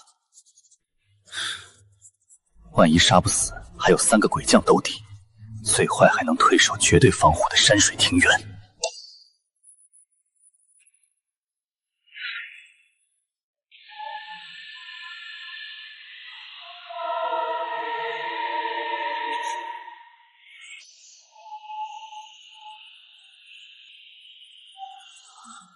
这是个什么东西？你真把尹都元帅喊过来了？短短10几天不见，没想到你进步如此神速啊！但我不得不告诉你，即使你能把他喊来，想要在任务里绞杀一个半部鬼王，难度也是相当大。你不一定能杀死来。我知道，这也是为什么把你们3个喊来的原因。万一出了问题，还需要你们帮我兜底。这是当然，我会全力以赴。另外2位鬼将呢？他俩就在各自的别墅屋顶。总是有种熟悉的感觉，太像我的一位故人了。等事情结束了，我得去那栋别墅拜访一下。如果没猜错的话，这就是陈老板说的那位引都客人。公爵，你能看出他的实力吗？对不起，我没看出来。他隐藏了气息，外人无法察觉。还真有些难对付啊，只能硬碰硬了。这位远道而来的客人，欢迎你来到山水庭院做客。原来你就是陈木，第一次见到你的样子，真是英雄出少年啊！哪里，尹都元帅过奖了。这栋别墅本来是为我下一位朋友准备的，只可惜有缘无分，那位朋友只想当我的敌人。羊群太肥美，会让人充满欲望，谁愿意和羊群交朋友呢？进入卧室后，直到明早7点前不能离开。明早7点到8点是离开时间，如果8点还没离开，永远也不能离开。明早7点前有任何声音在门外喊你，都不能回答，切记不要回答，千万不能开门。我是热情好客的主人，明早再见，会有更多款待。好的，我会遵守规则。把手表交出来，主人不喜欢客人带东西进卧室。夜晚10点05分，这是可以相信的时间。11点，我看穿了你的陷阱。卧室闹钟比实际快了1小时。如果没看客厅的钟表，7点出门真实才6点，必死。规则必须留有生路。客厅那个和我试药时间一致的钟表，就是他留下的生路。还好我没有大意，看来真得小心一点，不然真可能栽在这里。现在只能量脉搏测算时间了。等我完成了任务，就是你的死期。他在通过脉搏计算时间，脉搏是最好的计时工具。他只要数9个小时，就知道什么时候到7点了。不过诡异也有脉搏，脉搏没有跳动，半步鬼王有点本事也是正常的。怎么样，很难对付吧？我在他身上看不出任何气息，要么他是鬼将，要么连鬼民都算不上。古今印章表明他不是鬼王，我只要验证一下他是不是鬼将等级就行了。我想我的道具能发挥作用。尊贵的客人，早饭时间到了，陈先生准备了丰盛的早餐，请您出来吃饭。雕虫小技，还有1个小时才到8点，他不出来很正常，他已经发现了生路。实话告诉你，我刚让中央空调喷洒了致幻迷雾，内容是现在是7点50，他被影响了。致幻迷雾只对鬼将以下的诡异有效。一个连鬼民都不算的诡异，掌控隐都杀了几十万人，他为何追杀我？我发现我看不透他了。不可能，我没有留下任何破绽，他明明上钩了啊！为什么最后一刻停了下来？哪里露出了破绽？明明没有问题啊，为什么时间是对的？7点50，应该安全呀，到底哪里出了问题？到底怎么回事？不应该啊，怎么会这样？可能有点打草惊蛇。你先回别墅，我在客厅等他，先想办法讨到他的话。还有10分钟就要到8点了，再不出去就来不及了。这就对了，这就对了！他又停顿了10几秒，这10几秒里到底发生了什么？恭喜通过考验，睡得可好？所以你停顿的那10几秒到底发生了什么？你怎么知道？你装了监控，你有没有点道德？你一个诡异跟我说道德，我不仅监控了，我还对你使用了道具。你是真的狗！哪条规则说诡异场景的 BOSS 不能用道具的？实不相瞒，你已经失败了，惩罚是死亡。如果告诉我秘密，考虑放你生路。都是大 BOSS， 这种骗新人的话就不用说了。我知道你不可能放过我的。至于我的秘密，等死后你会发现的。但我知道你的秘密，陈木，你不是这个世界的人，你本就不该存在。我看不到你的过去。他居然一语道破我是重生者，绝对不能留他！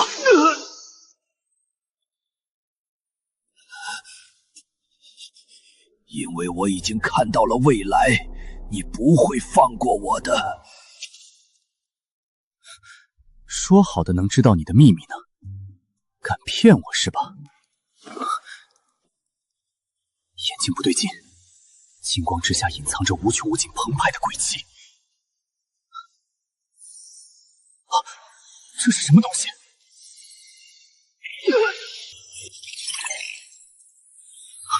鬼王级道具，算上重生前的空间戒指，这是我遇到的第2个鬼王级道具。到了鬼王级，道具介绍只是个引子，它肯定藏了其他的使用效果，等待我去发掘。道具效果肯定对使用者有利。过往回溯开启。我这是在浏览过往，真是惊艳！会截取过往的重要片段让我浏览观看。一个鬼王级道具所能提供的信息，绝对是无与伦比的。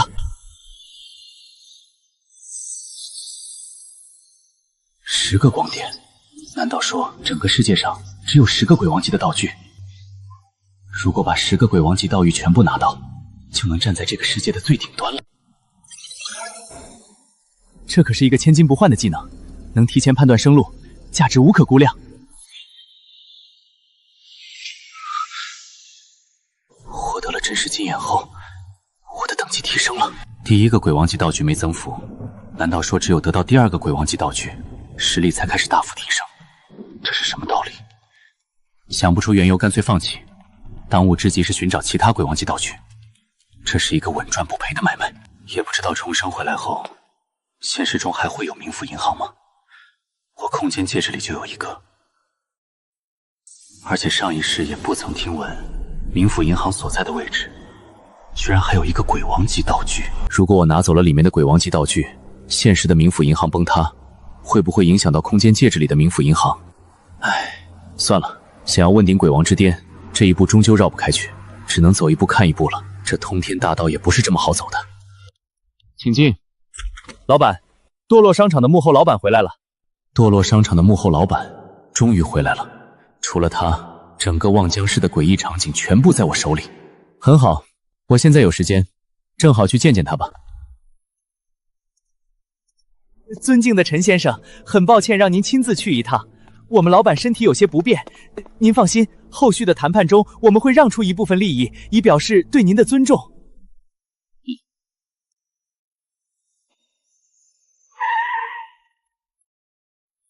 最里面的那个房间，洛洛商场的老板就在那里等着您了。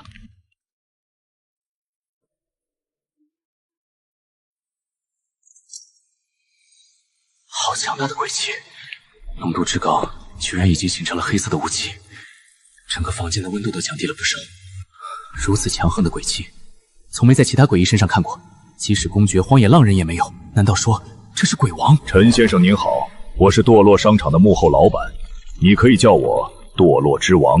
您好，鬼方先生，我是陈木。陈先生，听说您对商场有兴趣，长话短说，谈判一下价格。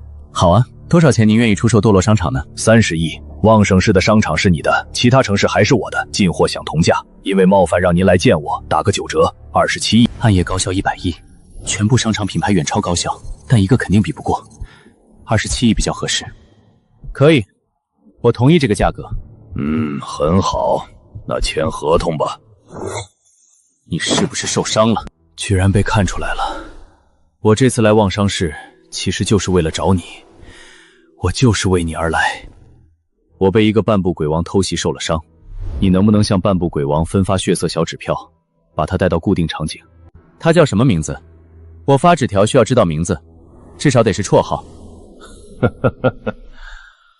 只要你愿意帮忙，这座商场送你，而且我愿意交你这个朋友。那个鬼将名为逃脱大师，最擅长逃脱，即使在鬼王面前也能偷袭得手，从容逃脱。用不了多久，他就会晋升鬼王。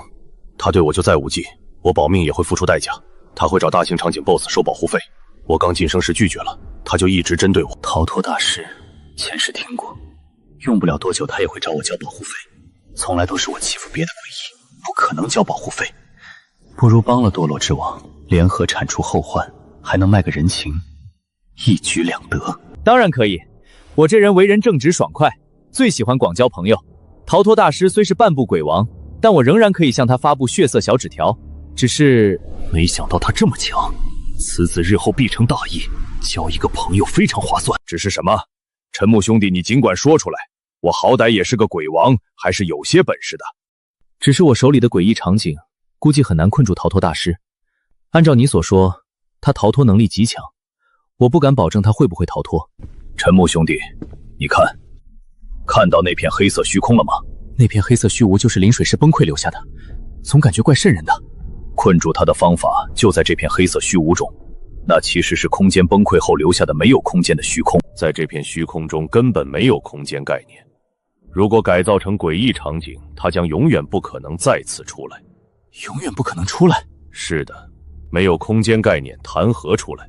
瞬移的前提也是有空间概念。如果真的能做到，我就拥有了一个永远玩家困住的监狱，鬼王之下都可以喊过来关起来，发出一张纸条就能宣判一个人永远被关住。心动了。你有将黑色虚无改造成诡异场景的能力吗？我有一个朋友，他送了我一个一次性道具，能将一个城市大小的黑色虚无改造成场景，外表绝对看不出。我想和你合作，我用道具改造临水市，你发布纸条让逃脱大师进去，事成后堕落商场和这个场景都送你，算是我给朋友的礼物。你不怕我拿到这个诡异场景后向你发布诡异任务，让你也进来？鬼王是不会诡异任务的，这是鬼王的特权。好，我愿意帮助我的朋友。那么我们什么时候开始？你现在有时间吗？有的话，我想我们现在就能开始了。这是封印起来的黑色虚无啊，只要将它扔向那片黑色虚无，就能将其改造为诡异场景。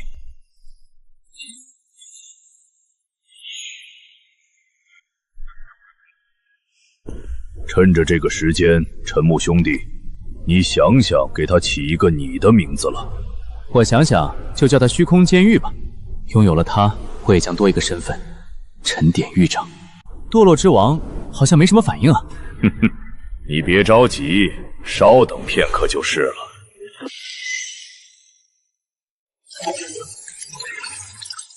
来了，虚空监狱正式认主成为我的产业了。这虚空看着太难看了，别人肯定不敢进去。让我帮你装饰一下吧。哈哈哈哈哈哈！陈木兄弟，这就是我为你建造的虚空监狱。我的个乖乖，这到底是什么呀？什么是什么？这还是鬼王牛啊！一座巨大监狱，10分钟拔地升起，不知道自己什么时候才能晋级鬼王。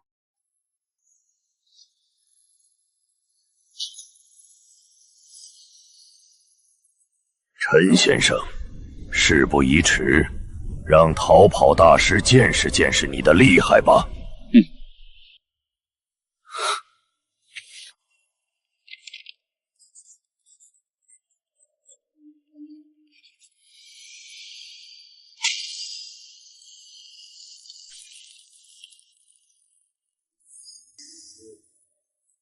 有种你不要逃走，面对面你还想是我的对手？